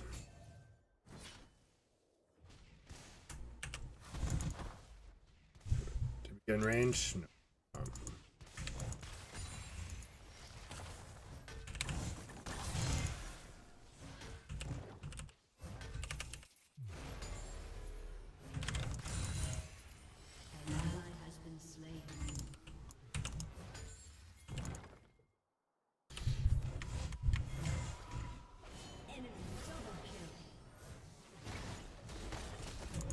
Hey, she tried to dodge. tried to jump through that. This guy's going Heartsteel, makes sense into the tank matchups.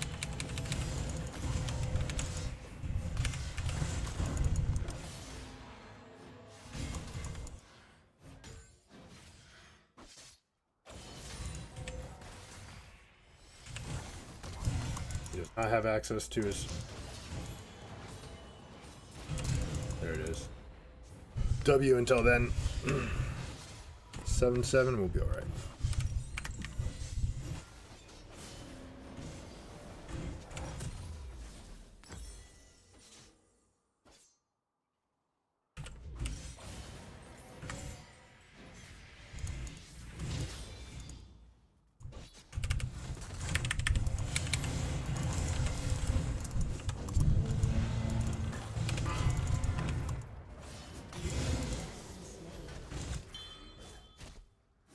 Freezing would also be an option here for sure.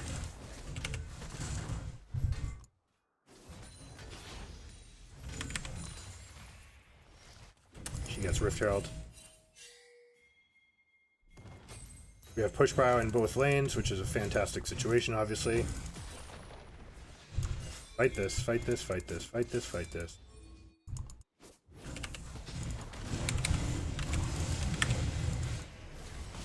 Oh, we should have let Shen arrive. That would have been dirty. But Shen is down. 2 minutes and 20 seconds, 13, 10. I don't know if he has the ultimate hunter proc. It must be.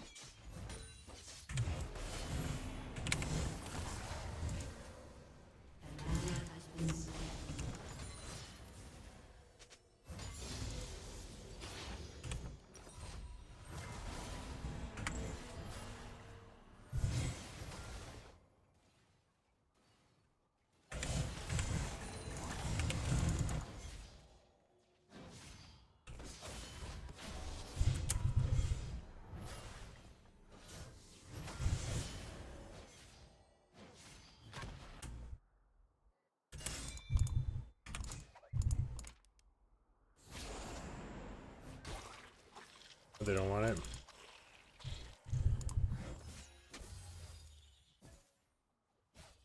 Going over for a fast rotation, see if we can't get some late. No rush.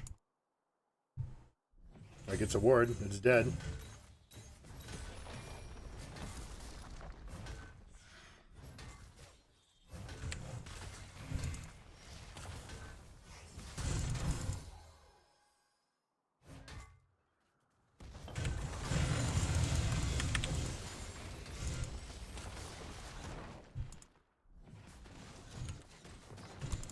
Actually, want to give that to Zir if it's at all possible. Tristana versus Ashe is great. Tristan needs to come right here.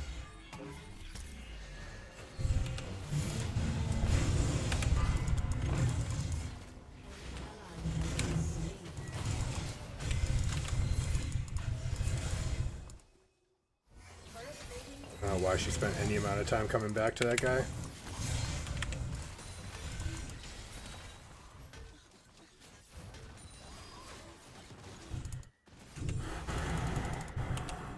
Alright, good use of Herald here. Gonna get the maximum. Oh, nice.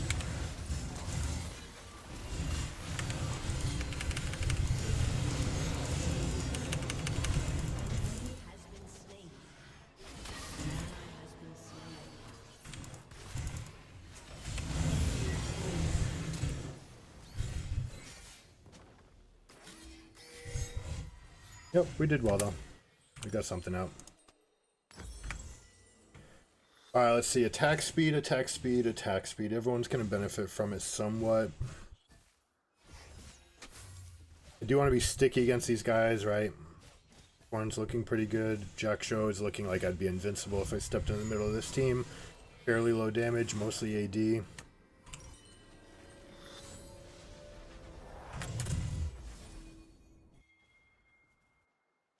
I'm fine with this. We come over here. Azir's got the push. Tristana's got the push. I don't like where she's moving, though. This is kind of a foul. It's down. This is not yours to go get, Trist. You are crazy. Need a Azir. We have ultimates. We don't have a Azir ultimate.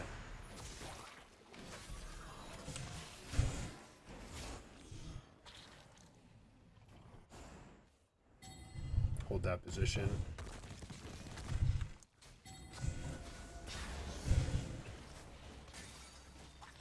Azir's getting the push, which is a win for us. We've got a very good siege here. Let's make sure there's no spotting us. That's good.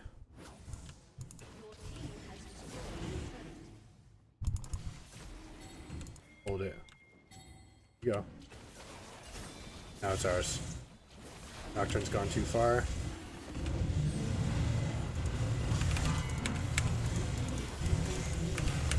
Into the wall.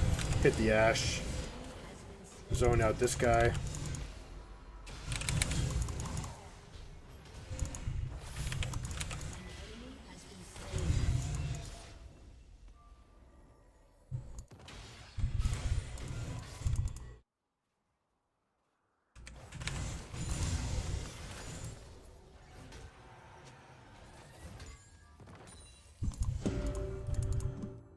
Love the idea of this turret coming in. This means that we get to take 2 inners.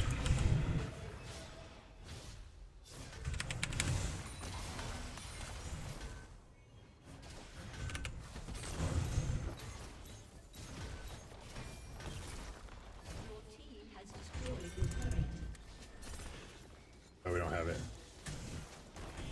Baraka's right here. Baraka, we really, really want this ward down.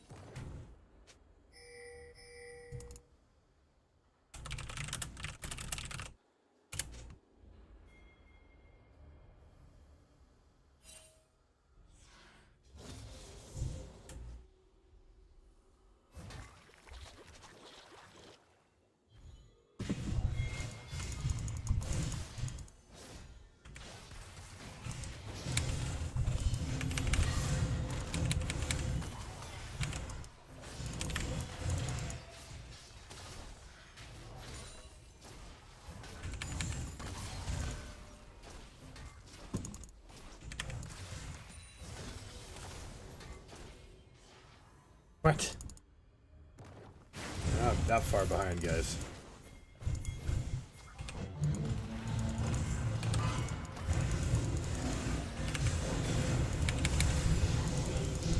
And we got the Shen. Beautiful.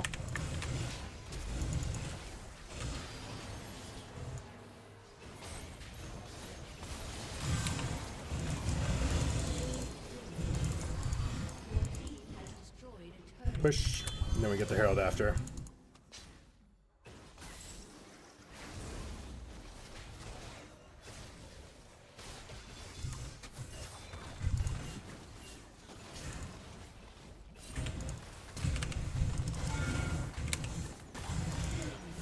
I'll do it all myself, don't you worry.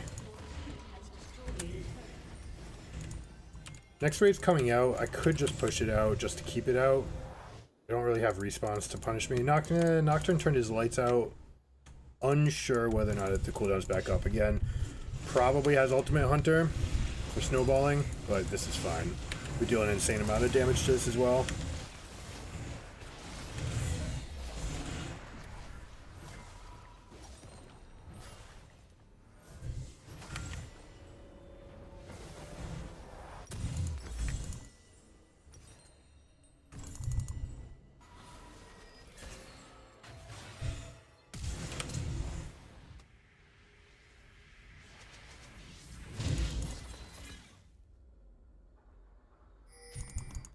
And Nidalee's looking. I don't like it.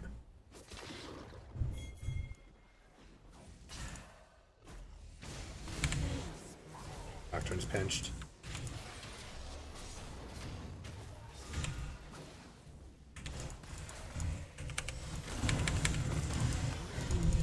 Rampaggio. Champ is Freelo. Q auto E, that's all you need to know. The biggest mistake people make on Ornn is that they cast their E too soon.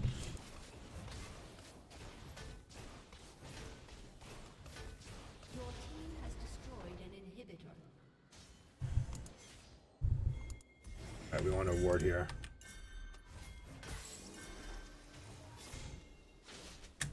Soraka.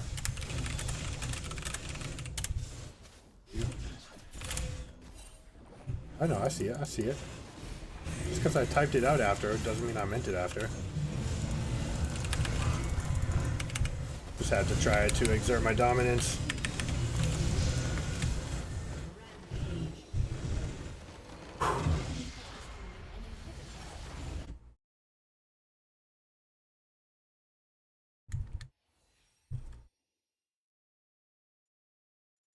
Ba-dum-bum. Ba-dum-bum. Italy was great. Good stuff.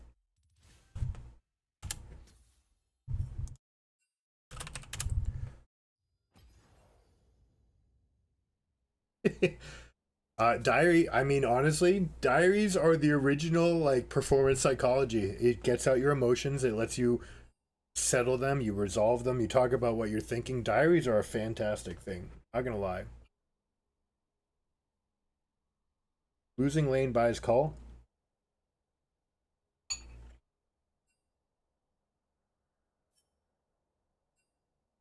Call is a reasonable investment, even when you're losing lane.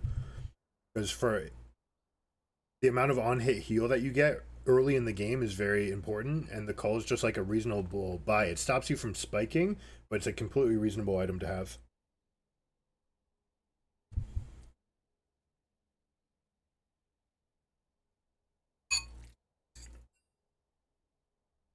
Try Shen.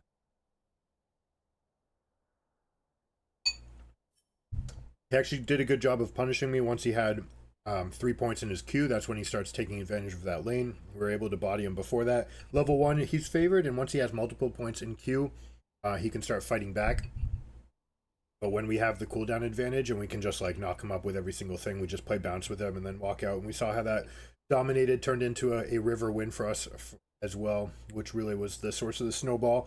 And that's where Shen loses to Ornn in these matchups and why Shen doesn't get picked, because so many other tanks just win against him, and then you still get the effect of a tank. I'd like to see some of these pro teams look at Shen and potentially split push with him. Trinity Force is actually really strong on him, as is Hullbreaker, and both of those would allow him to push with something like Titanic. You could rush Titanic into these tank matchups, out push them, and then go. But if you go tank to tank, you're just not going to offer as much as they do. You become the fighter, you become the carry. And you're just naturally a split push threat as Shen, right? So it's always something that's available. Great job by Jungler to be present in that. What's up, guys? Thanks for coming in. Appreciate everybody hanging out. Cheers.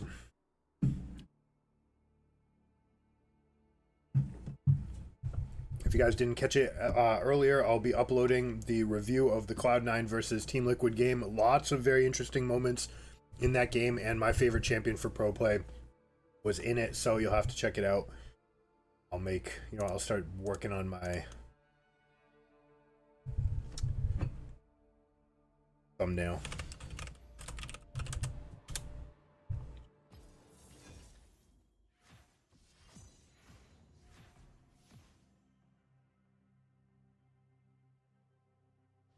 I want it to say Hextech.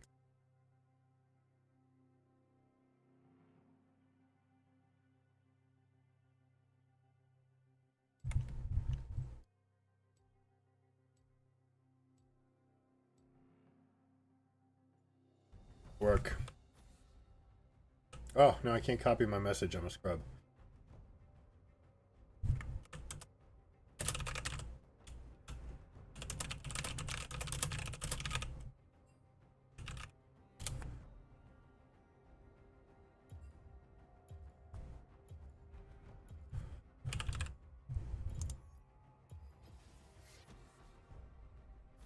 Yo, I got filled.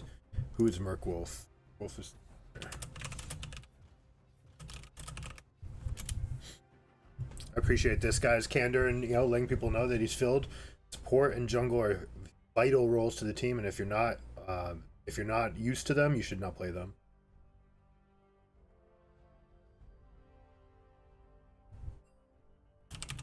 You can mute me.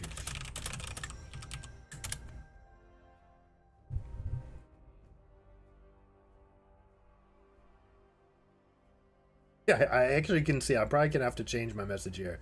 All right, so I'm support and I'm playing against Pike. Seems like a good time to be a rel.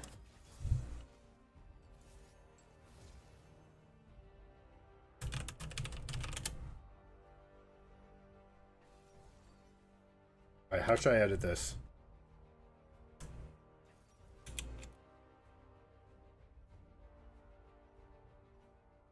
All welcome to mute.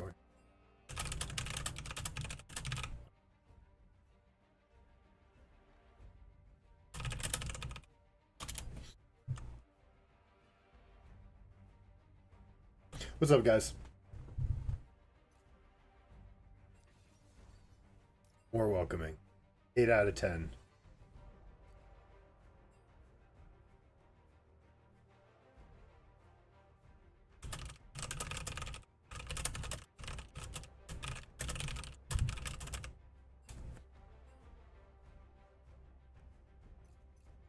Man, that is the default, huh? Everyone's always just that aggressive. Alright, let's see. Slowing down a Hecarim is a massive nerf to his damage, so I think we're going to go like this.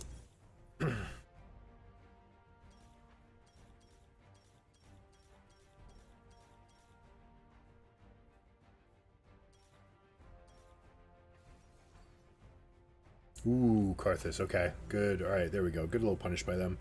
Alright, so Pike's all AD. We probably have a Karthus Pike lane, which is massively magic damage oriented, and the rest of their team is going to be magic as well. So I think this is going to be here. Also, Abyssal Mask is a fantastic item to buy on Rel, so I would have been ecstatic about that.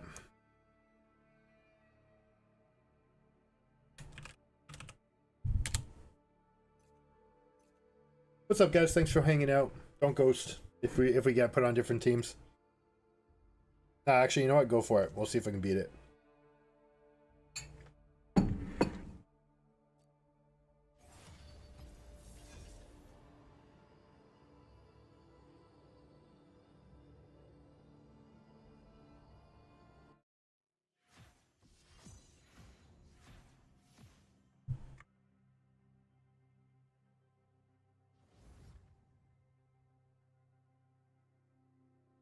We'll try it. Let them know it's the same cat. Can I switch top again? More inviting, 9 out of 10. It's the same one as before. Going for 10 recommendations.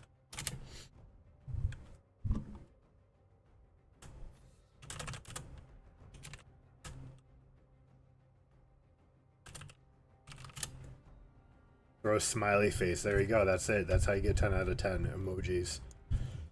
So what does this guy want me to ban? I guess we'll look at a new counter.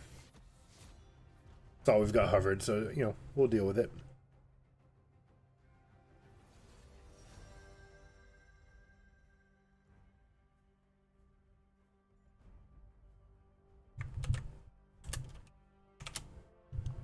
He's right.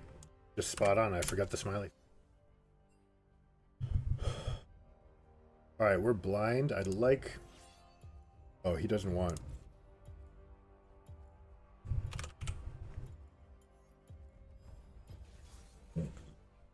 Probably a little bit more comfortable with Leona. We'd be fine going over there, but Rel's just a really good spot. This keeps on happening. I don't know why. Let's need to uninstall Blitz. Still there. Okay. Alright, Samira gets countered by Rel. Kaisa gets a huge bonus from Rel. This is a big Abyssal Mask game already. Hopefully they're not 4 AD. If they are, then we probably have to wait for it.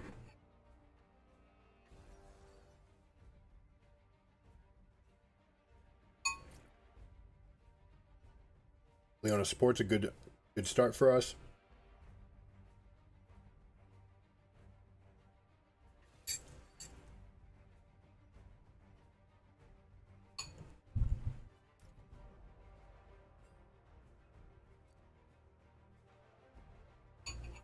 It's already mid, yeah. Sure.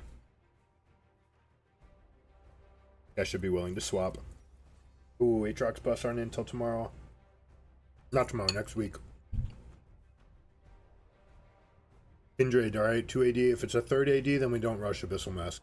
If it's an AP champion, then we do. And unfortunately, Aatrox gets bodied in the early game.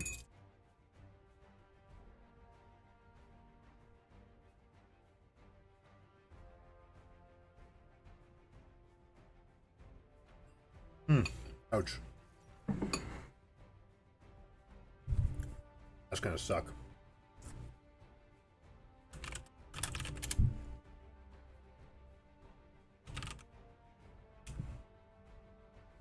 Comp is...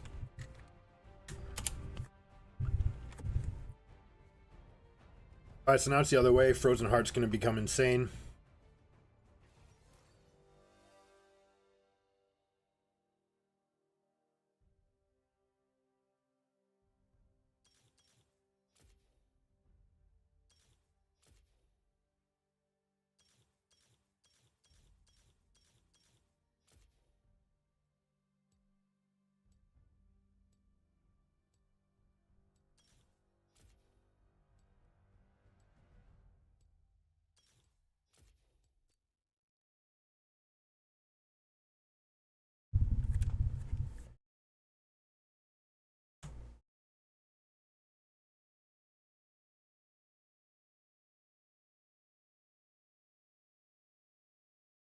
Alright, fleet footwork. This guy's going absolutely for the counter pick top. Quinn went full lane counter. Just survive and you're good.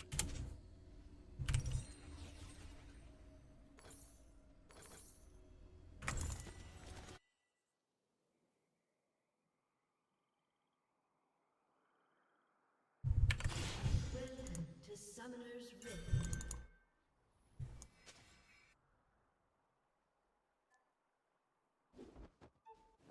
Take this fight. Take it. Don't even. No. Back out. Back out. Don't even skill check it. Jinting. We have to go save him.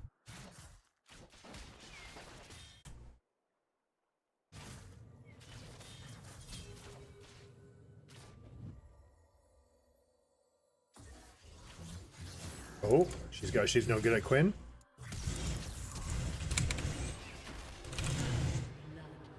Told you not to do it, my friend. Okay. The fact that I have boots for the bot lane is going to be really nice. It didn't really cost me anything, right? Hex Flash is so free.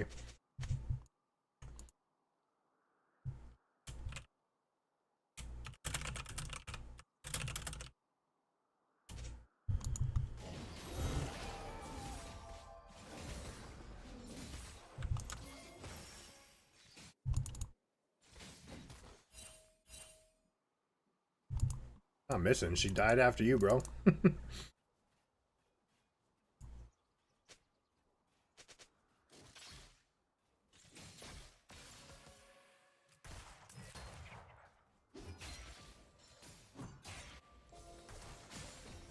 Thanks for the zombie ward. That's AP that matters for me, my friend.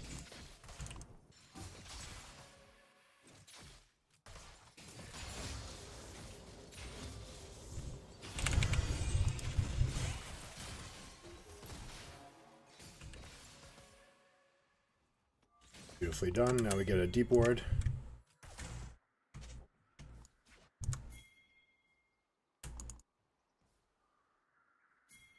Sorry. Doesn't want it. She doesn't want it. Alright, we have to let it rebound then. She shouldn't be attacking at all right now. She should be letting this wave come back to us. Definitely not casting Q.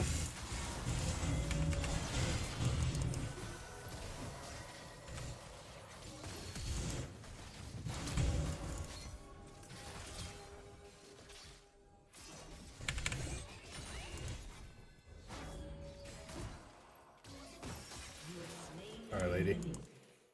That's okay, though. Now we can shove and get a full recall in.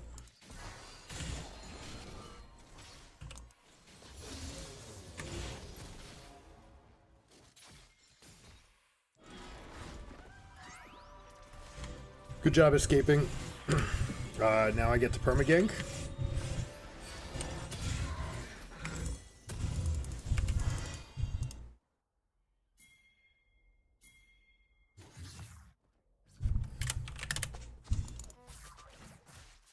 Quinn Ignite is up. Oh, 100% we win this. Nunu's low. It's fine if he wants to back off, but like, I win this.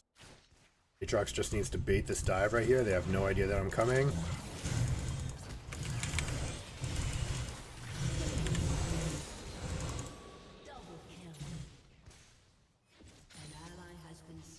Oh, hold the wave, hold the wave, hold the wave, hold the wave.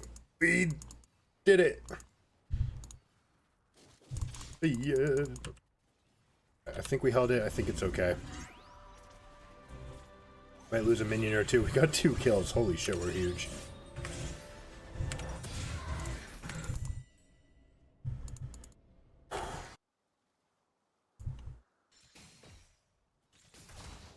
I know. Much love, much love. Good ward. Watch out. Watch out. Don't die to a don't do nothing crazy now. No, I can just do right here is the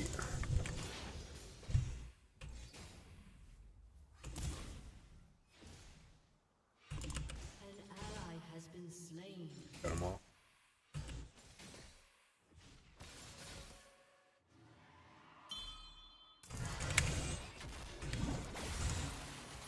I think the Leona left.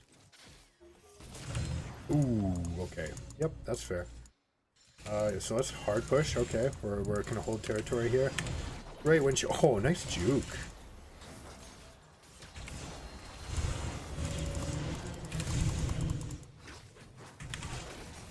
I can't believe that Kindred juked me like that.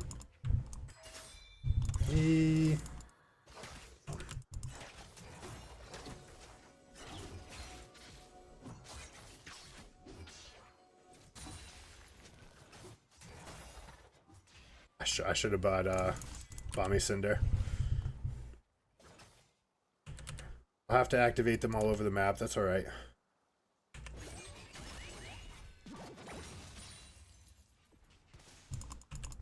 Holding the aggro, we freeze.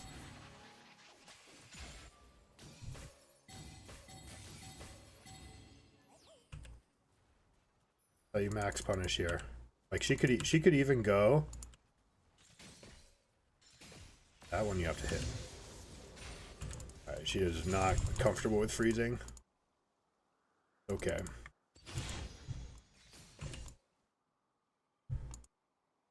Gonna go get some prizes for ourselves right here.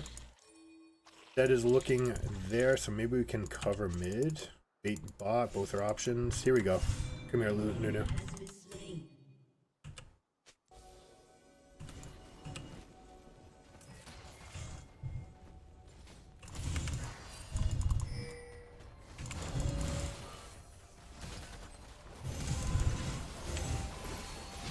Give the kills. Kills.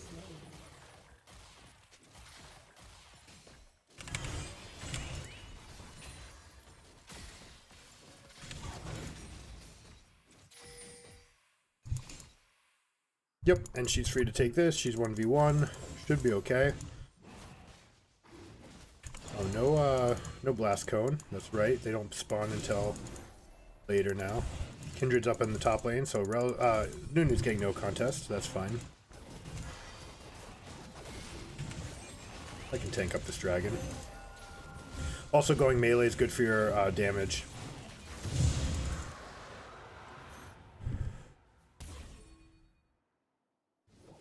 Oh boy.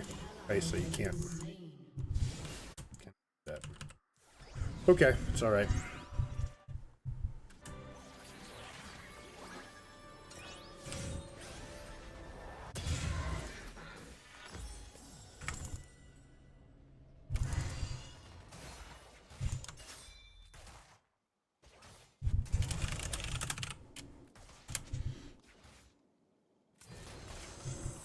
Leona's leaving.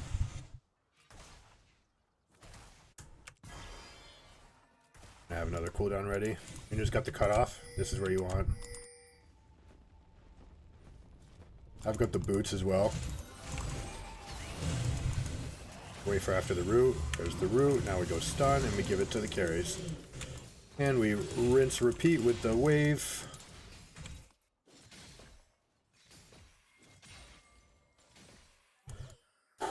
Kai'Sa gets solo plates again. This time she won't die.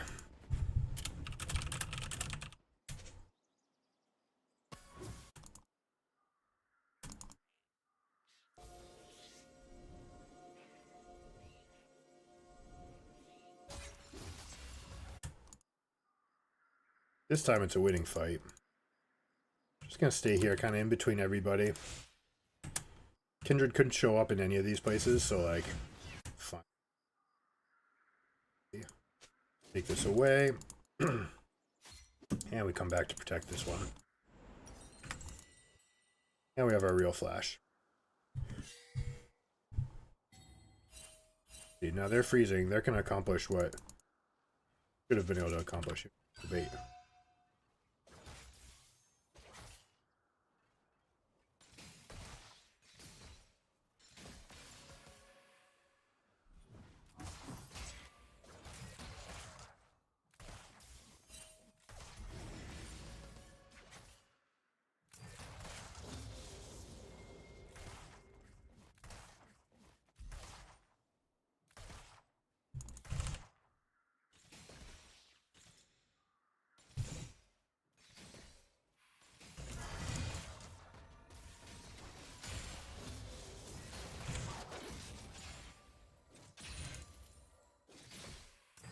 She wants this recall because she's got finished static shiv now.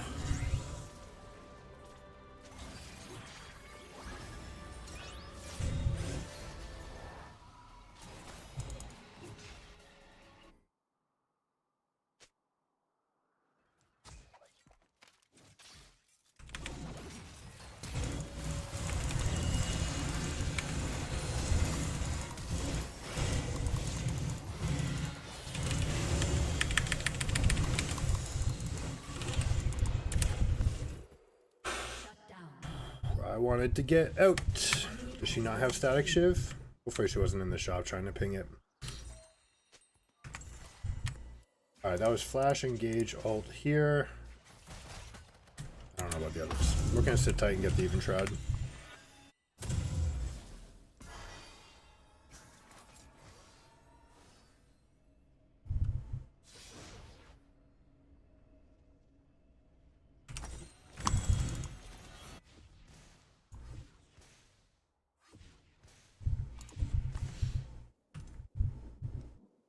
Four out of 5. Who's missing Ari? Okay. Oh, Kai'Sa just skipped ahead of the Samira, so she's gonna get a good push off actually.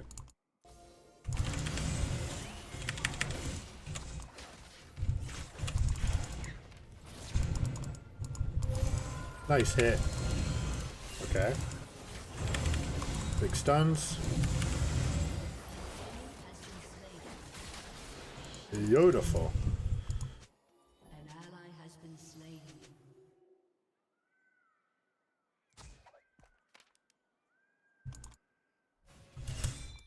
From Nunu.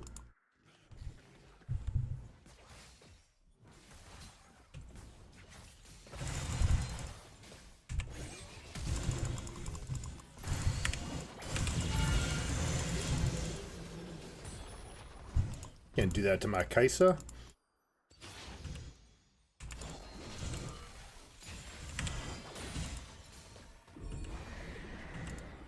Let's just go pick this up. We can go grab that later. She can pick this up if she wants. She's a little bit not full health. Leona's not really a threat though. I can tank here because why not, right? I'm about to recall anyways, so might as well make this thing face away.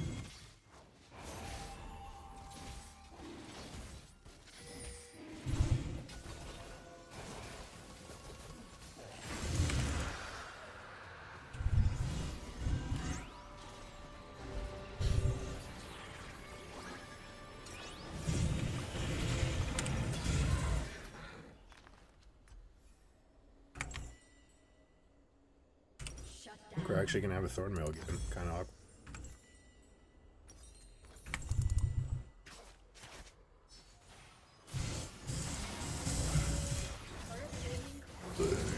Yeah.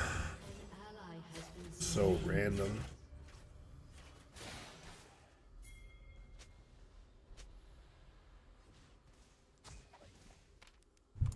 Not even trying. They're gonna go for Kaisa instead.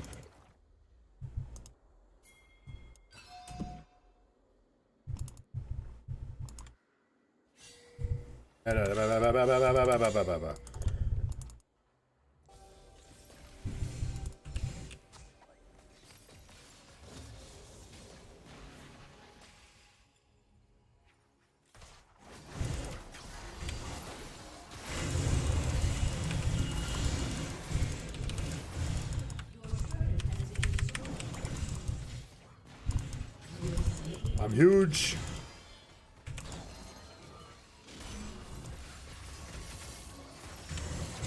No, you don't get to consolidate this kill. Oh no, she got it.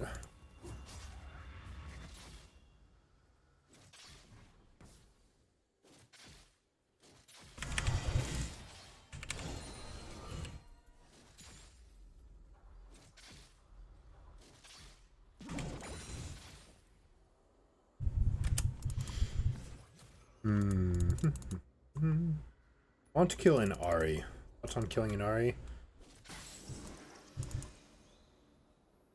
Let's get some juicy fruit, heal back up, and then we're going to go for an all-in over here. I might actually be able to go pick that zombie ward. It didn't see me. I saw it. It did not see me.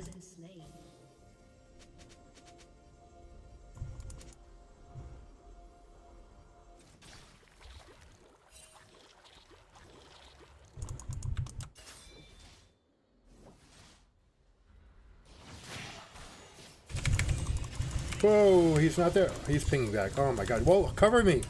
Cover me. Fuck.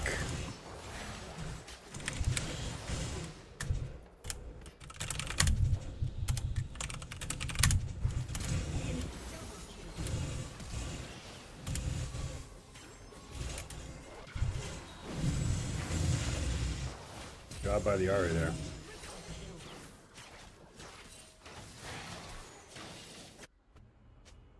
Really frustrating.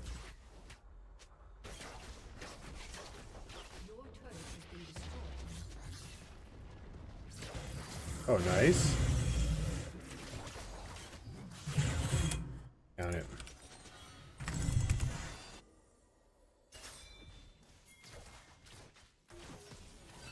Ready for Aatrox. Unfortunately, his ultimate's down, but Aatrox is looking okay.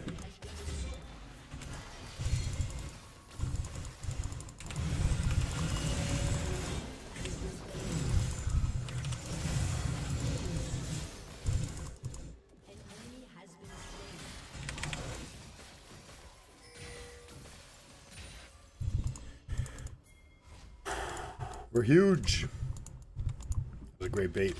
We're gonna let her get solo gold. We're just gonna cover. Don't know who would be here. I mean, Kindred's pretty big, but we can let her get that info by herself.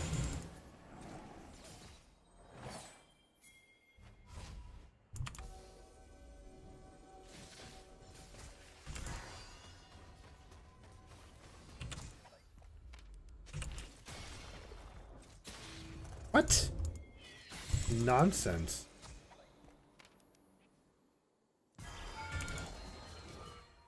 What's up, Leona? My team's getting gapped, so this becomes a very optimistic voyage.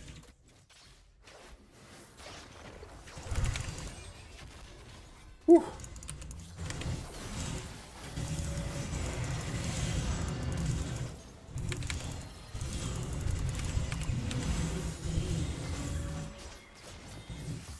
He wins this. A little bit early on the flash, but that's good. He's fine. Isis can tag this. Up. And he even gave it. 0 questions asked. I love it. Love it.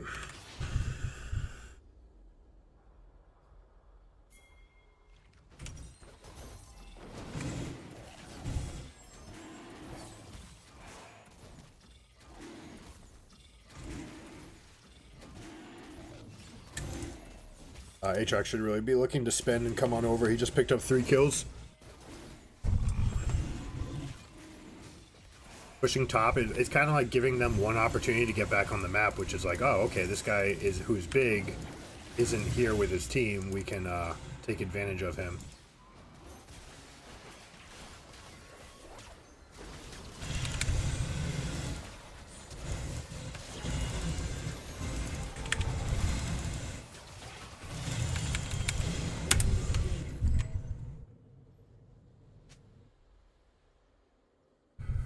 All right.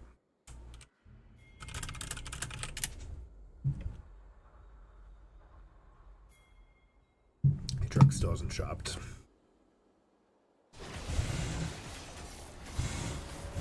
Okay, good counter engage by the Nunu. Make sure that you're not getting gapped by the Kindred in the meantime. Love the zoning ult. Stops anyone from coming in with them.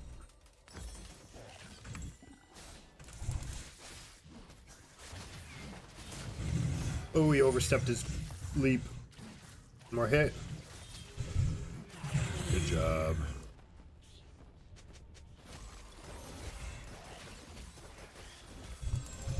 We can just take this, honestly. We have this.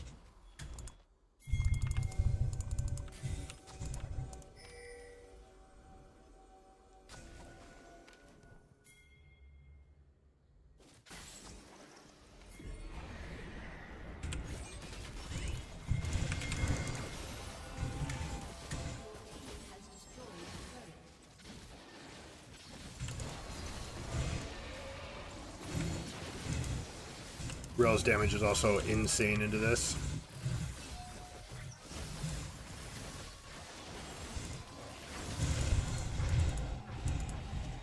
Okay, they're recalling, which means I cannot go to the right.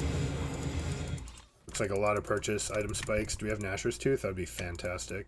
Looks like no.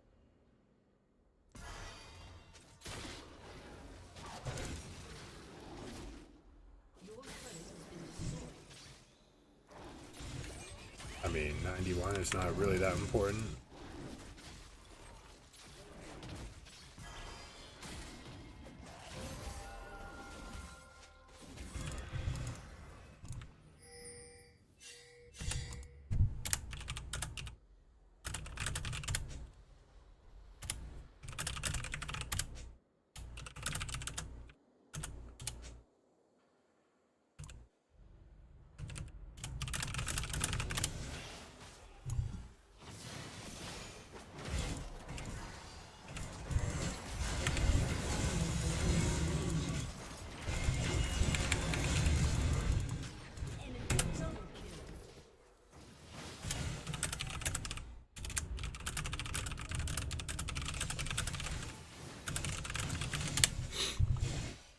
I know they don't understand it, but it's true. Now our whole team's gonna die because they're picking a fight while we're down numbers. That follows.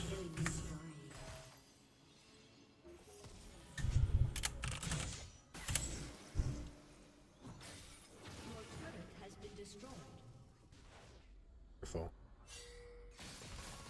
Definitely don't distract her though. That ping on her head, worst thing you can do.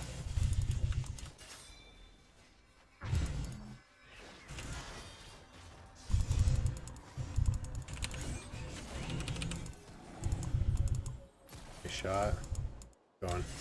Keep going. Death to he who wanders there. If we're gonna quote some Shakespeare.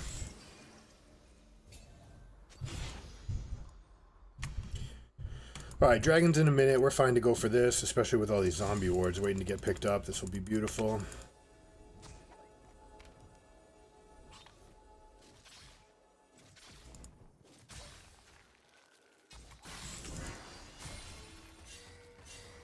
Yep, time to get out. Your time is up.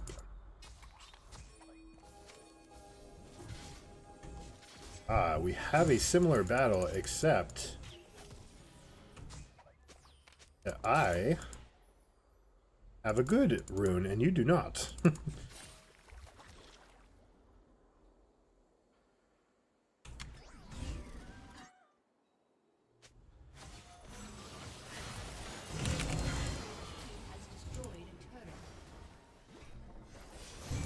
That is a spell rotation down from them, so we should just win this. She got a kill.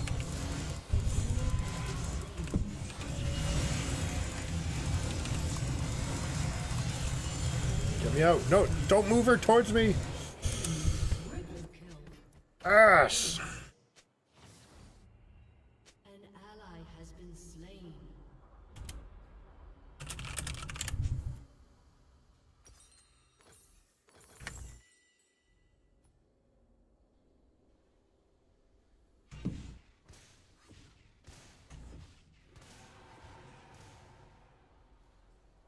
Asher's Tooth. Now that's a reason to go be like, alright, I'll pick up the Wave and Recall. Fiendish Codex. Oh,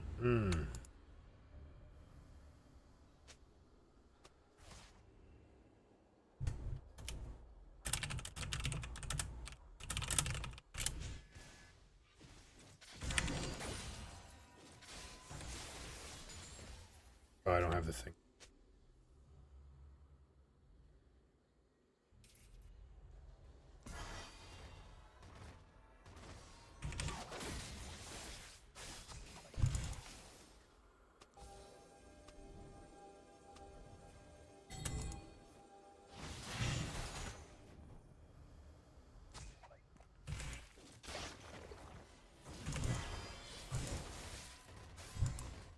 Did I not? Oh, I didn't put this deep enough. Oops.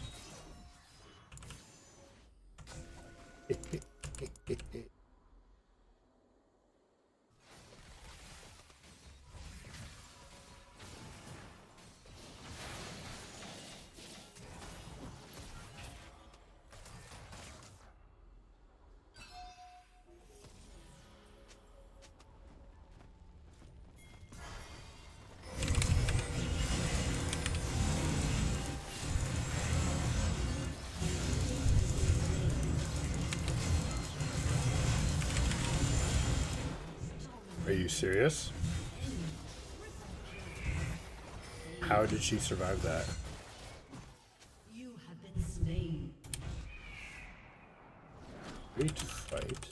Just need to. Yeah.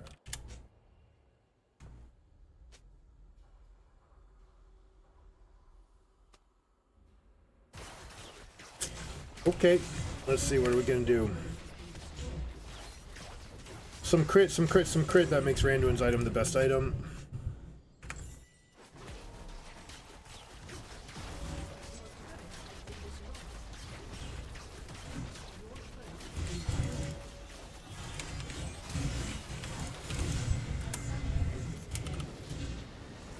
They did all right. That's all right. That's all right. Murphin. Decent game. We need to get rid of those big fumbles. Knew you had the right idea. I own kids. Oh, I bet he means I own kids. Like, crush them.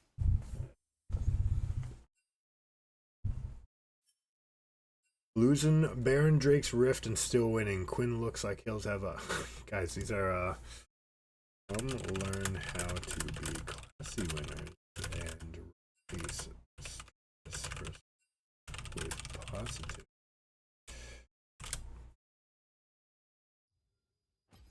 But he just can't wait to point fingers. It was you!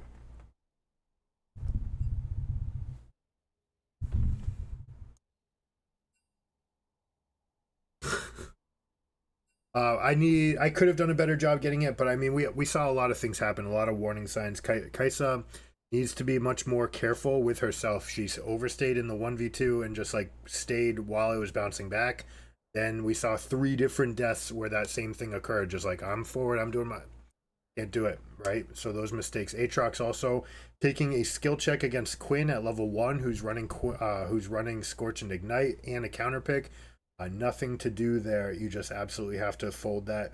You cast your first 2 Qs. That part was great. Then you just leave, right? You just leave because you're stuck with just Q3. If Quinn just wards and flashes, she crushes you, like 100% annihilates you. So nothing to be put there.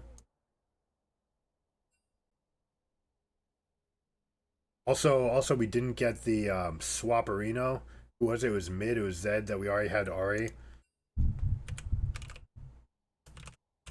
I mean, there's a lot of things to talk about. It's whatever. They're having a good time. Anyways, thanks for hanging out, guys. If you didn't catch it earlier, I'll be uploading the YouTube video for the Team Liquid versus Cloud9 Bash. Some really cool things happen in that game. So make sure that you guys like, subscribe, follow, do all the stuff. If you guys love it, I appreciate the support. I see a lot of people on Kick. Thanks for coming by. I appreciate everybody. And YouTube family on Facebook, hello. And yeah, I'll see you guys soon. Check them out. We'll be live again tomorrow, at least 12 to 3, maybe a little bit before. Getting a Fast Friday, which means bring by your clips. I will do free 5-minute analysis, how you can completely change the tempo of your game if you just show me one moment. I'll show you what's up. All right. So catch you guys next time. Thanks for hanging out. Peace.